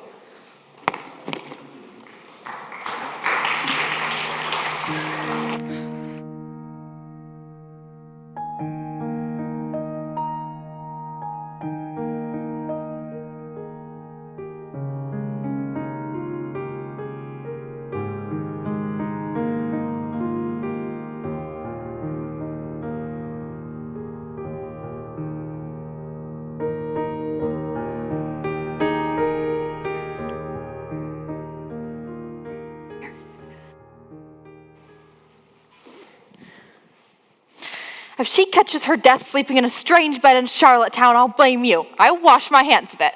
Huh. Matthew! Anne. Oh, I've had such a splendid time. Charlottetown was so big. We got to stay in the spare room, just as Miss Barry said. And the fair, oh, there were thousands of people there. I've never seen anything so interesting. And then the next day, we went for a drive in the park. And that evening, we went to a concert at the Academy of Music.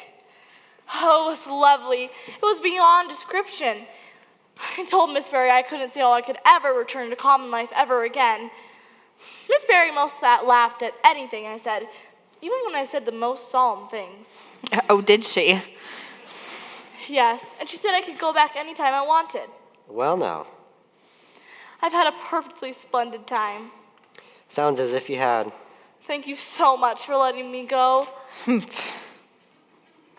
I feel it marks an epoch in my life. A what? An epoch. Ah. But the best of it all was the coming home. Aye. It was so strange with you gone. Never seen her in such a state. I can speak for myself, Matthew. I was only... I know what you were only doing. And you, take your things from the hall and put them upstairs before somebody trips over them.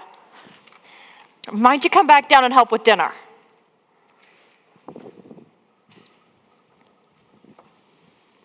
Why won't you tell the girl how you feel about her?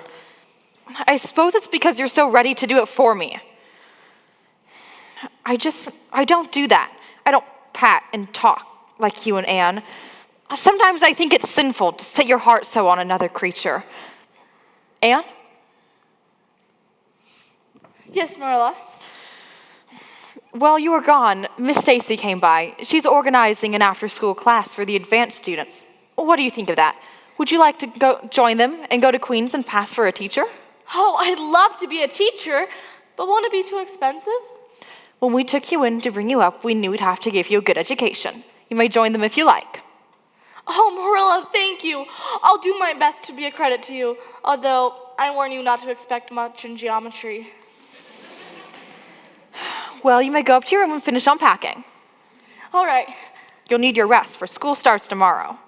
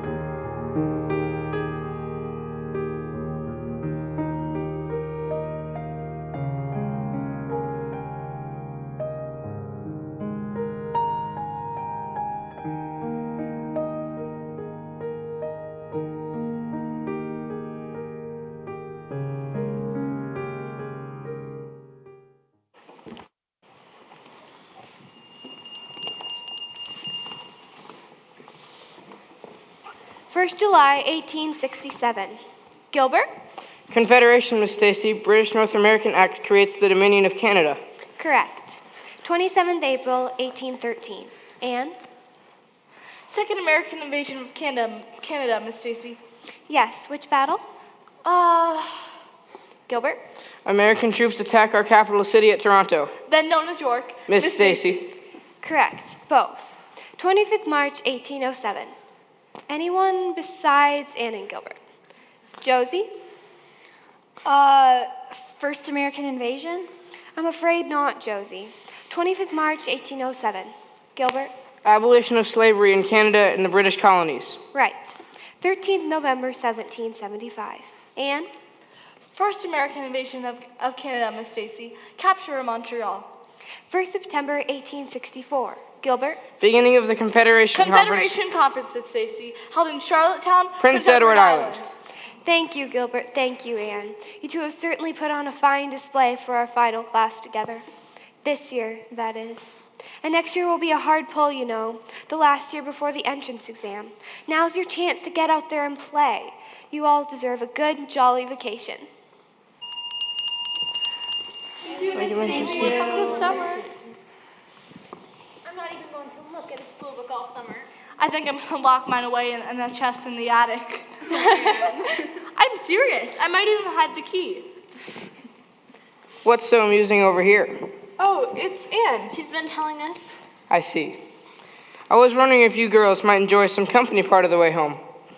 Sure, Gil, that'd be nice. That'd be nice, I guess. Let's see, I've got one arm. How convenient. For each.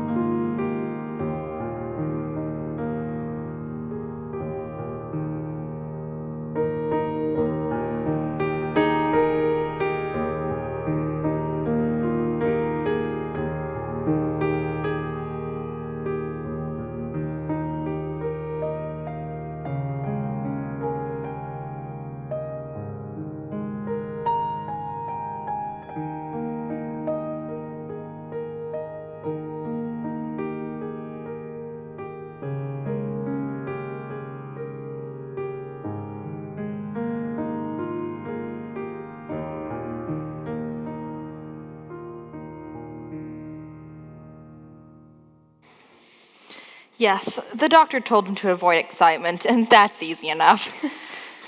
But he also told him not to do any more heavy work. And you know, Matthew, he might as well not breathe as not work.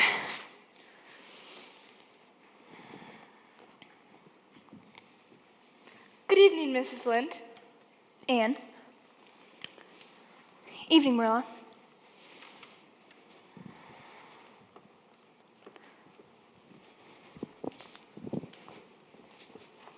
What did Mrs. Lind want?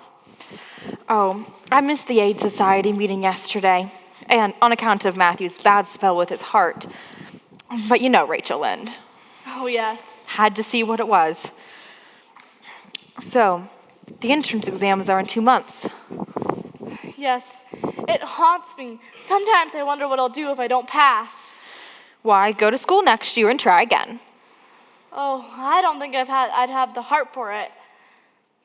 It would be such a disgrace to fail, especially if the others passed.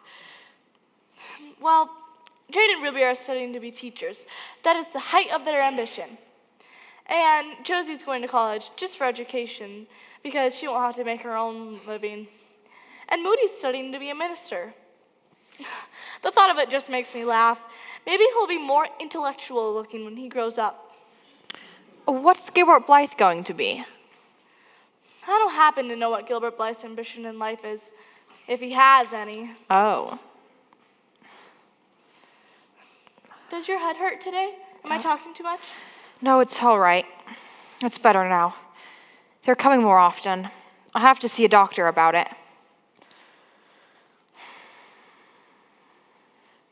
I'm going to go up to my room. I'll call you for supper.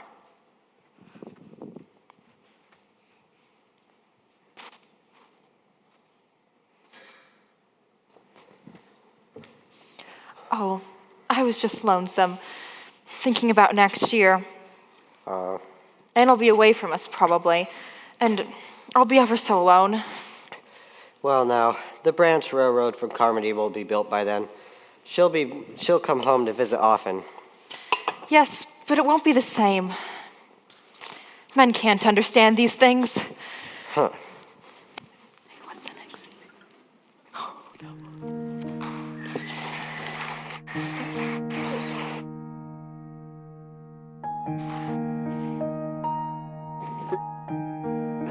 How convenient.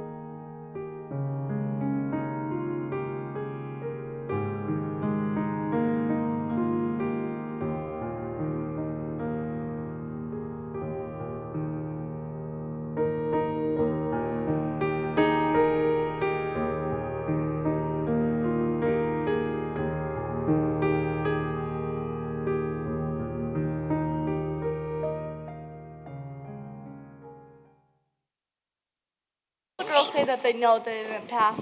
Except for Josie, of course. But I'm sure they all did pretty well. Ruby was in hysterics. Oh, dear. Oh, Mrs. McDonald hasn't posted it yet. She said she'd post it at once.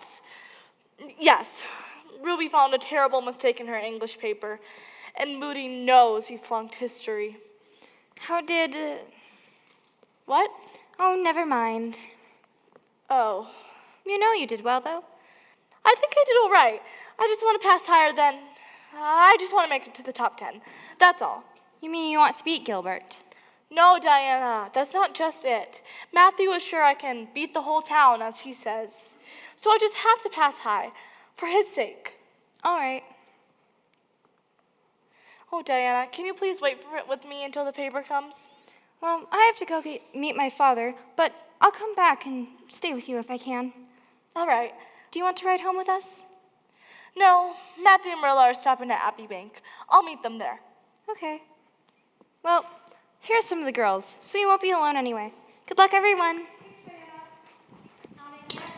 No. I'm sure glad you're here. I didn't want to wait all alone. Well, you certainly won't have to do that. Of course, there's no telling if it'll even come in today. And today, girls? Same as you. Oh, I don't need to be here. I know I did well enough to get in, but Moody wouldn't come on his own. Not here yet? No. Oh, that's it. I'm going home. No, I'm going to my uncle's in Halifax. He said he'd apprentice me as a carpenter, and that sounds so much easier than being a minister. Moody? My parents are already disappointed with me, and I know I've failed. Moody! I might as well just go now. Now stop it. You're a very smart boy, and you know that. Sure you are, Moody. Well... Remember when you helped me study geometry? Yeah, well... Well, I probably wouldn't have passed if you hadn't helped me. You're a very good teacher, Moody, and I'm sure you'll be a very good minister, too. Well, and besides, you owe it to Miss Stacy. She's helped us so much in getting ready for the entrance. Buck up, Moody. You'll pass just fine. I'm going to check. You know, Jimmy Glover and Ned Wright have a bet on it. On what? Who will win? What? Oh. I told Ned it was a waste of his money. There's no doubt in the world that Gilbert can beat Anne. Oh, Josie. Anne! Diana! Oh, Anne! She's got the paper! Oh, Anne, you're first! Well, you and Gilbert both, but your name's first! Oh, I'm so proud! Look at that! Oh, there they are! There I am! Father brought the paper from the train at Bite River. It won't be here until tomorrow by mail, but you've passed! Every one of you! Oh, Miss Stacy be delighted. Oh, Anne, how does it feel to have your name at the top of the pass list? I never thought I could. Yes, I did just once. Excuse me, Diana. I have to go find Matthew. Anne, there they are. Matthew. Marilla. What is it? I passed, and I'm first. Or at least one of the first. May I?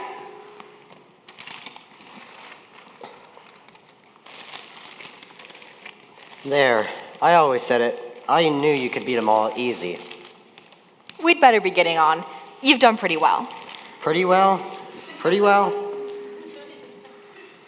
Good job, Anne. We're so proud of you. Congratulations.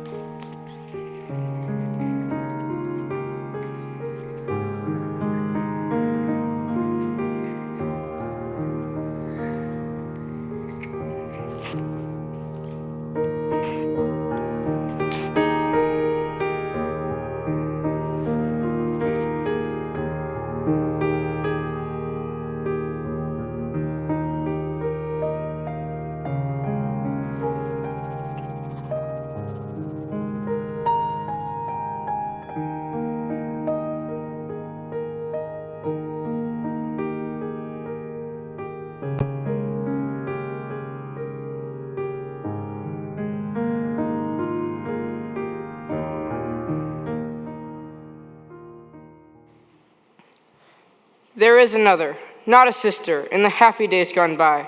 You'd have known her by the merriment that sparkled in her eye.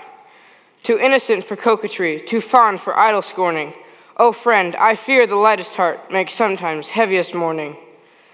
Tell her the last night of my life, for ere the moon is risen, my body will be out of pain, my soul be out of prison. I dreamed I stood with her and saw the yellow sunlight shine on the vine-clad hills of Bingen, fair Bingen on the Rhine.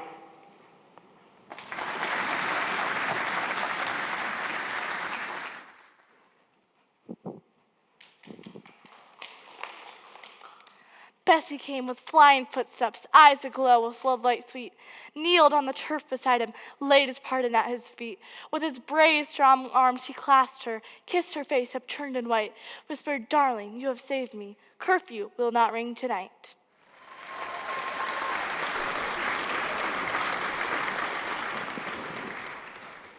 And they made her do a second encore. Oh, Diana. Well, they did. All those American ladies with their jewels.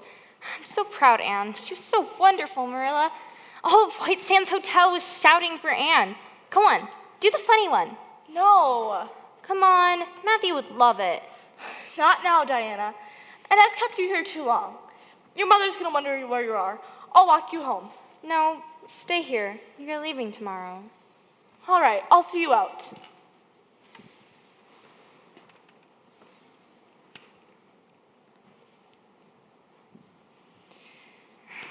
Oh, well, you know, it was Gilbert that got everyone shouting encore. What are you thinking? Well, Gilbert's taking the first class degree too. I found that out today. You mean you'll be in the same classes again? Indeed. It's funny. I don't know what I'd do without him there to battle. My friend, the enemy. Well, I suppose I'd better go. Oh, Diana, don't start. You'll just get me going too. I'll be back on the train every week. Go on now. All right. Goodbye. Good night.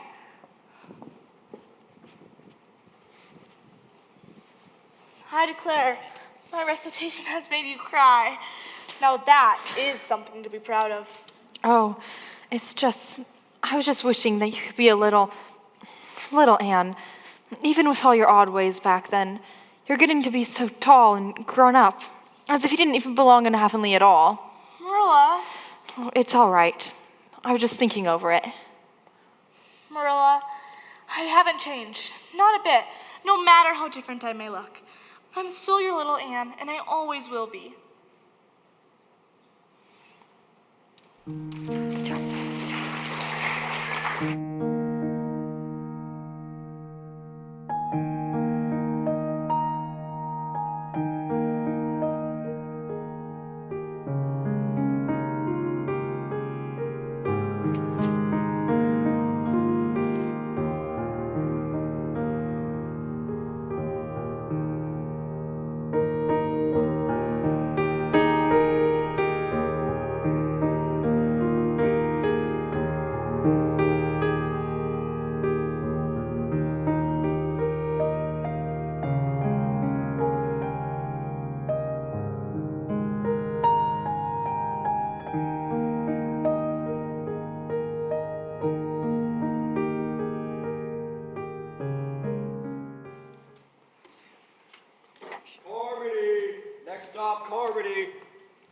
Just 10 more minutes. Oh, I'm so glad to get home. Homesick for pokey old Avonlea? Oh, Josie, just stop it. I've lost 7 pounds in the last 2 weeks studying for finals. Oh, yes, this has been so much harder than I thought. Are you ready, Anne? I think so, yes. I wish I had your confidence. I wish I had your brain. I don't really care. If I don't pass this year, I'll just come back next. My father can afford to send me. Anne, are you writing an essay for the Avery Scholarship competition? Yes, I am. Good. My English professor said he was sure you could win it if you tried. Professor Tremaine said Emily Clay would likely win the Avery Scholarship and that Gilbert Blythe was sure to win the medal for first in class. Oh, Josie. Oh, Josie. I'll win it if hard work can win it. Matthew would be so proud to see me go to Redmond for a bachelor's. You can do it, Anne. I know you can. Yes. Yes, but I think Marilla would. And Gilbert's awfully smart at. Oh, Josie. Oh, Josie. Gil is pretty smart at English, though. Evening, ladies. Good evening, Gilbert. Ruby, I was wondering if you might enjoy some company the way home. Why, sure, Gil, that'd be nice.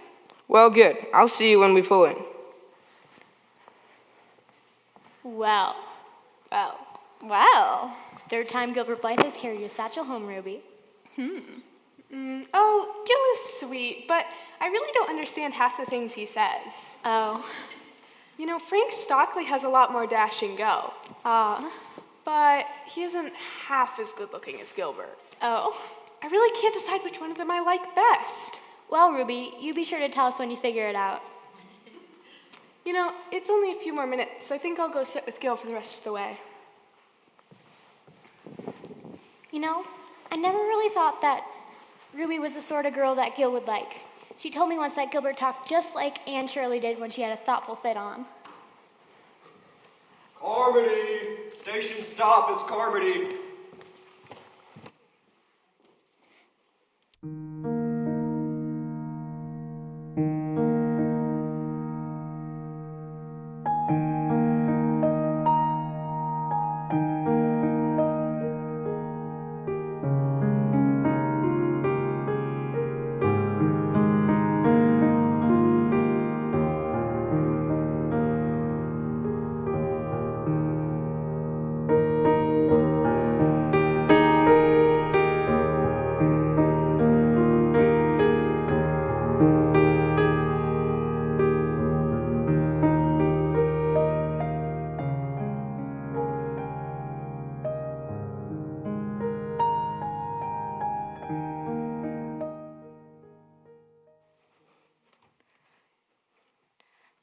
In conclusion, then, I believe that each of us is possessed of a need to be of somewhere. We want a sense of place, a place to call home. Perhaps those that need was not cherished in life feel it more closely and cherish it more. I do not rightly know. I do know that I belong in my Canada with its rich red of its winding roads and the green sapphire of its uplands and its encircling sea. I do know where I belong. My name is Anne Shirley, and I am of Green Gables. Then Dean Harcum came on and said, "Thank you, Anne." Miss Anne Shirley reading her English essay for composition. That's perfect. That's old Harcum exactly. Oh, Marilla, we were so sorry you two weren't feeling up for the trip. She was just splendid. Go on, Moody. Keep doing it like the dean. Now, let me call up your classmate Gilbert Blythe. As I understand it, the two of you have been in competition for head of class for several years now, and I must say, this competition is the closest we've ever seen at Queen's Academy.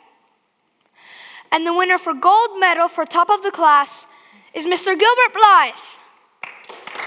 But wait, if Mr. Blythe intends to continue this rivalry, he'll have to go to Nova Scotia next year, because the winner of the Avery Scholarship to Redmond College is Miss Anne Shirley.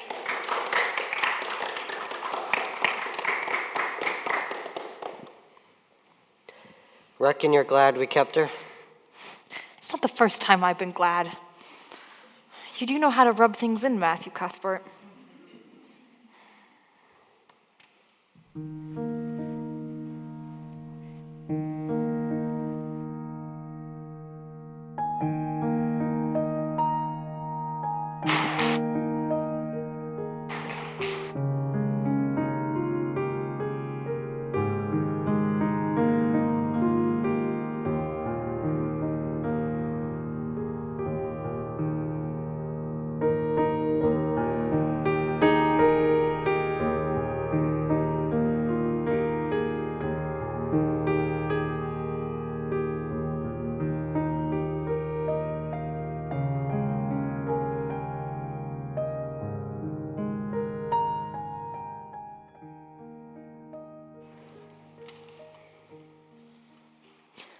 So now that she's a famous scholar, she's going to sit around while everyone else does the work.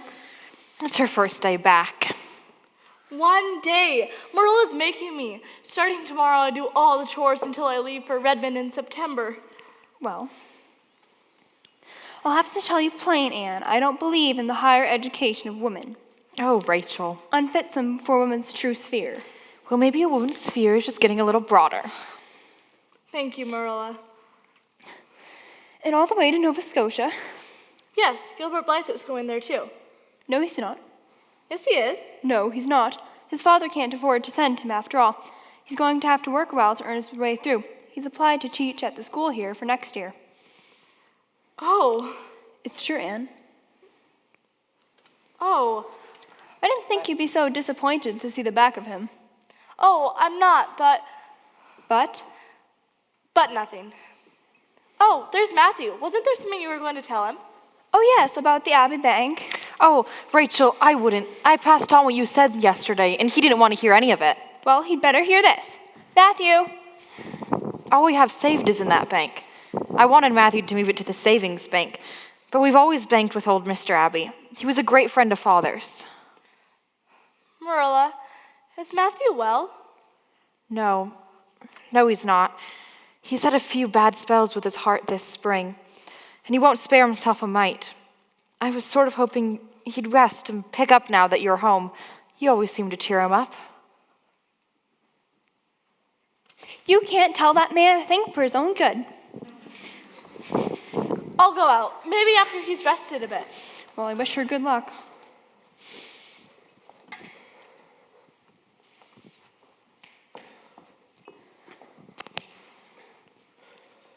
Anne. Matthew, you've been working too hard. Oh. Why won't you take things easier? I just can't seem to. So much work to get done. If you'd just let me do some... No. I'm just getting old and keep forgetting it. I could do the... No. Now, I've always worked pretty hard, and I think I'd rather drop in harness. If I'd been the boy you sent for so long ago, I could help you so much now. I wish I was. I wish I was. Well, I don't. I'd rather have you than a dozen boys, Anne. Just mind you that, rather than a dozen boys. Thank you, Matthew. Well, I guess it wasn't a boy that won the Avery Scholarship now, was it? It was a girl. My girl that I'm proud of. Rest now. Just a little, for me. All right, for you. Your paper came. I put it in your room.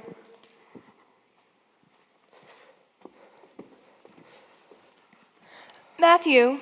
Any bank that Mr. Abbey runs is good enough for Green Gables. There's just no talking to him. I'll talk to him about it later. Maybe after he's rested. I wish you good luck. She's got away with Matthew. Oh, I'm sure she does. She's well educated, you see. Besides, they're kindred spirits. Oh no. What? The bank. Matthew! Oh, my dear Lord, Matthew, what is it? Matthew! Marilla? Run to town, get the doctor! Matthew! Marilla, there's nothing we can do. Matthew!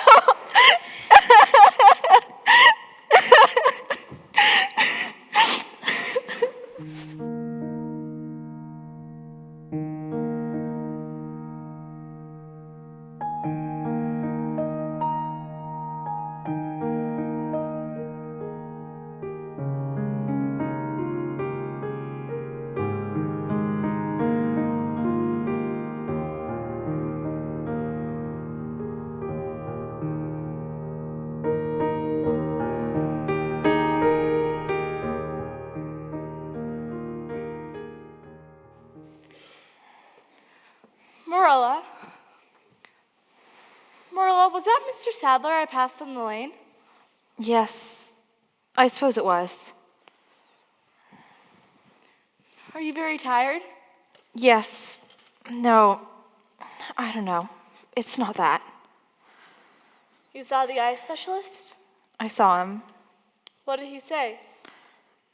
He said that if I give up reading and sewing altogether, and I wear these glasses he's given me, and I'm careful not to cry, then maybe my eyesight won't get any worse, and my headaches will go away. But if not, I'll be stone blind in 6 months. Oh! Blind! He has given you hope. Not much. Not read, not sew. I might as well be dead as blind. I'll get you a cup of tea. If you'd do that, I'd be grateful. I'm about done out. What did Mr. Sadler want? Oh, he wants to buy Green Gables. Buy Green Gables? Oh, Anne, I don't know what to do. I don't think it'll bring much, but it'll be enough for me to live on. I'm glad you're provided for with that scholarship. But you mustn't sell Green Gables. Oh, Anne, what else can I do? I can't stay here alone. Well, you won't have to. What? I have it all planned out. Mr. Berry will rent the farm for next year. And I'm going to teach over at Carmody, you know. I can drive myself there and back, and I'll try to keep you cheered up. Oh, Anne, I ought not to let you. You can't stop me. I'm 17 and a half, and obstinate as a mule, as you used to say. So we must keep Green Gables together. Oh, Anne, I ought to stick it out and make you go to college, but I know I can't, so I ain't going to try. I know maybe I was rather strict and harsh in the beginning, but you mustn't think I didn't love you as much as Matthew did. Of course not.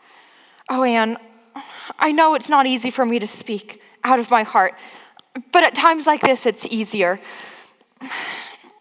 I've loved you as my own flesh and blood ever since you came to Green Gables, and you've been my pride and joy.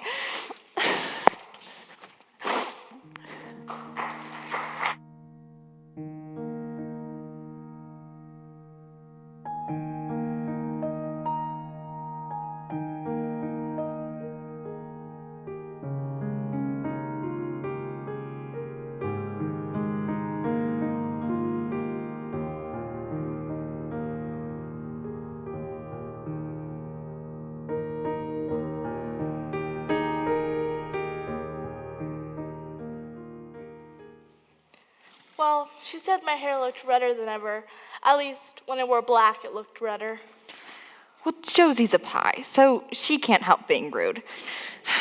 And I can't see much the use of them as the use of thistles. So, back to the Aid Society tomorrow? Yes, I suppose. Back to normal. You'll be all right here by yourself. There's ironing and baking to do. Yes, Diana's coming over. I promised not to set her drunk or starch the handkerchiefs. Gracious, what a girl you were for getting in trouble in them days. Half drowning in the pond and cracking slates over boys' heads. Well... So, Gilbert's going to take the Avonlea school? Yes. He seems such a nice fellow. I saw him in church the other day, looking so tall and manly. He reminds me a lot of John at that age. John and I used to be good friends. People used to call him my beau. Thought that might get your attention. Oh, Marilla, what happened? Why didn't you... Well, we got in a fight, and I couldn't forgive him when he asked me to. And then he left. The Blythes are mighty independent folk. Everyone's forgotten about John and I. I'd almost forgotten him about myself, until I saw Gilbert Blythe looking at you in church the other day. So you've had a bit of romance in your life? Yes. You wouldn't think so to look at me, though, would you? Marilla.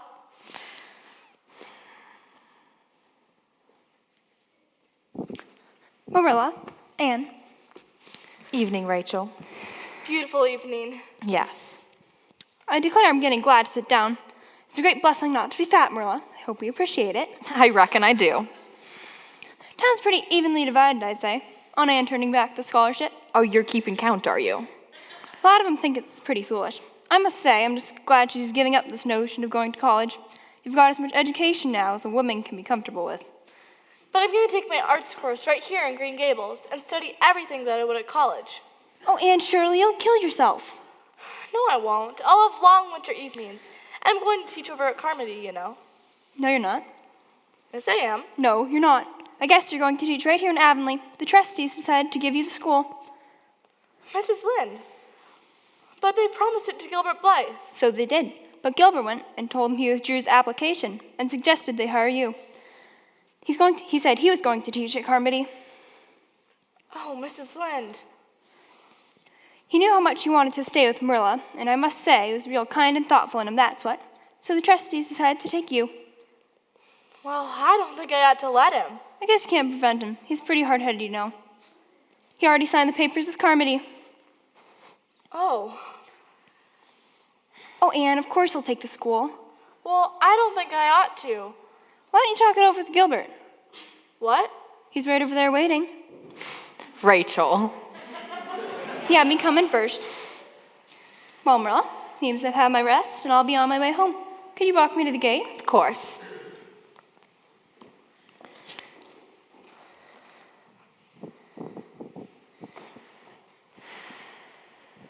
Oh, Gilbert, thank you. Thank you for giving up the school for me. I want you to know that I appreciate it. It wasn't really. Wasn't really what? All that good of me. Gil? I was pleased to be able to do something for you. Yes. Have you finally forgiven me? Are we going to be friends after this? Oh, I forgave you a long time ago. When? That day at the pond. I just didn't tell you. I've been real sorry ever since. Well then, I guess we'll be friends now then. Yes. We were born to be good friends, Am. I think so. Seems you foiled our destiny quite long enough then. Yes. Are you going to keep up with your studies? So am I. Oh, that's wonderful. Maybe we could study together. Evenings? Yes, and maybe mornings. What? At 7, before school. Mornings at 7. What? That old Robert Browning poem. Mornings at 7, the hillsides dew pearled. Oh, yes. Well then, should we start tomorrow? Yes. We'll see you tomorrow then.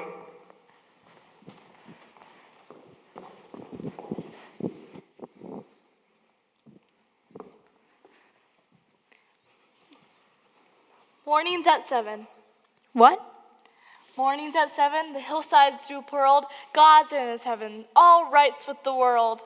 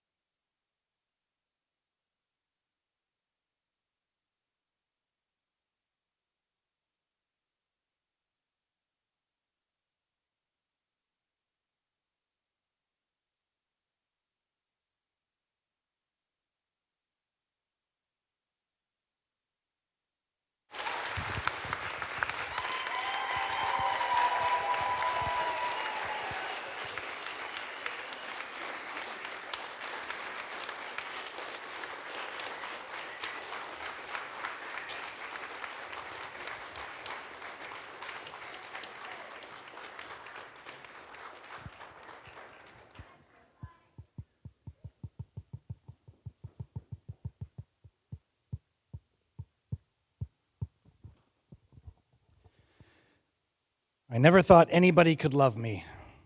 No one ever has. We love good stories because they show us something about truth. There's a common trope these days that Jesus is not about religion, he's about a relationship.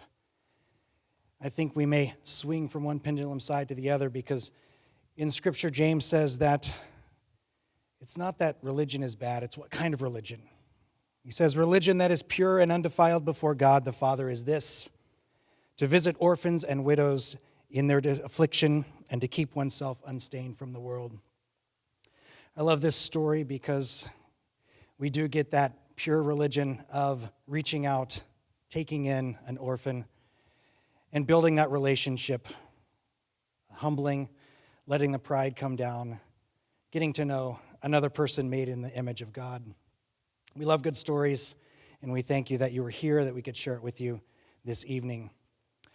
But we couldn't do it without the help of some amazing individuals in this team here, so we want to recognize a number of those. As I mentioned, we're in our arts season, and one of the things that the students are doing is composing poetry. And so if we could get the lights up a little bit, I'm going to welcome Mr. Brent Homuth up. He has spearheaded the students and teachers in composing the poetry that you're going to find in your booklets. Please take one with you tonight, and we have a special gift here to honor you and all your efforts there, Mr. Homuth. Thank you very much. Thank you.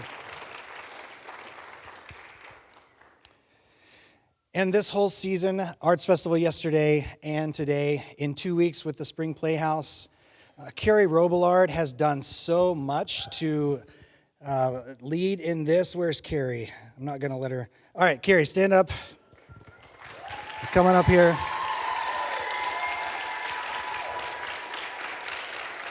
We've got something for you, too.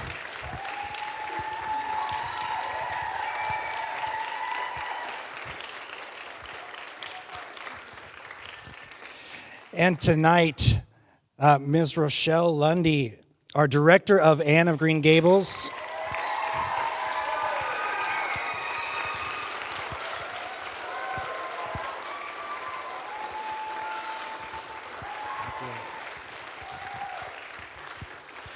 So many other volunteers and helpers that are listed in your program as well. I do want to do a special shout out to Mr. Derek Robillard, who has put, really the sound was here in former years, and he's taken it to here with all the individual headsets and all of that. So thank you, Mr. Robillard, as well.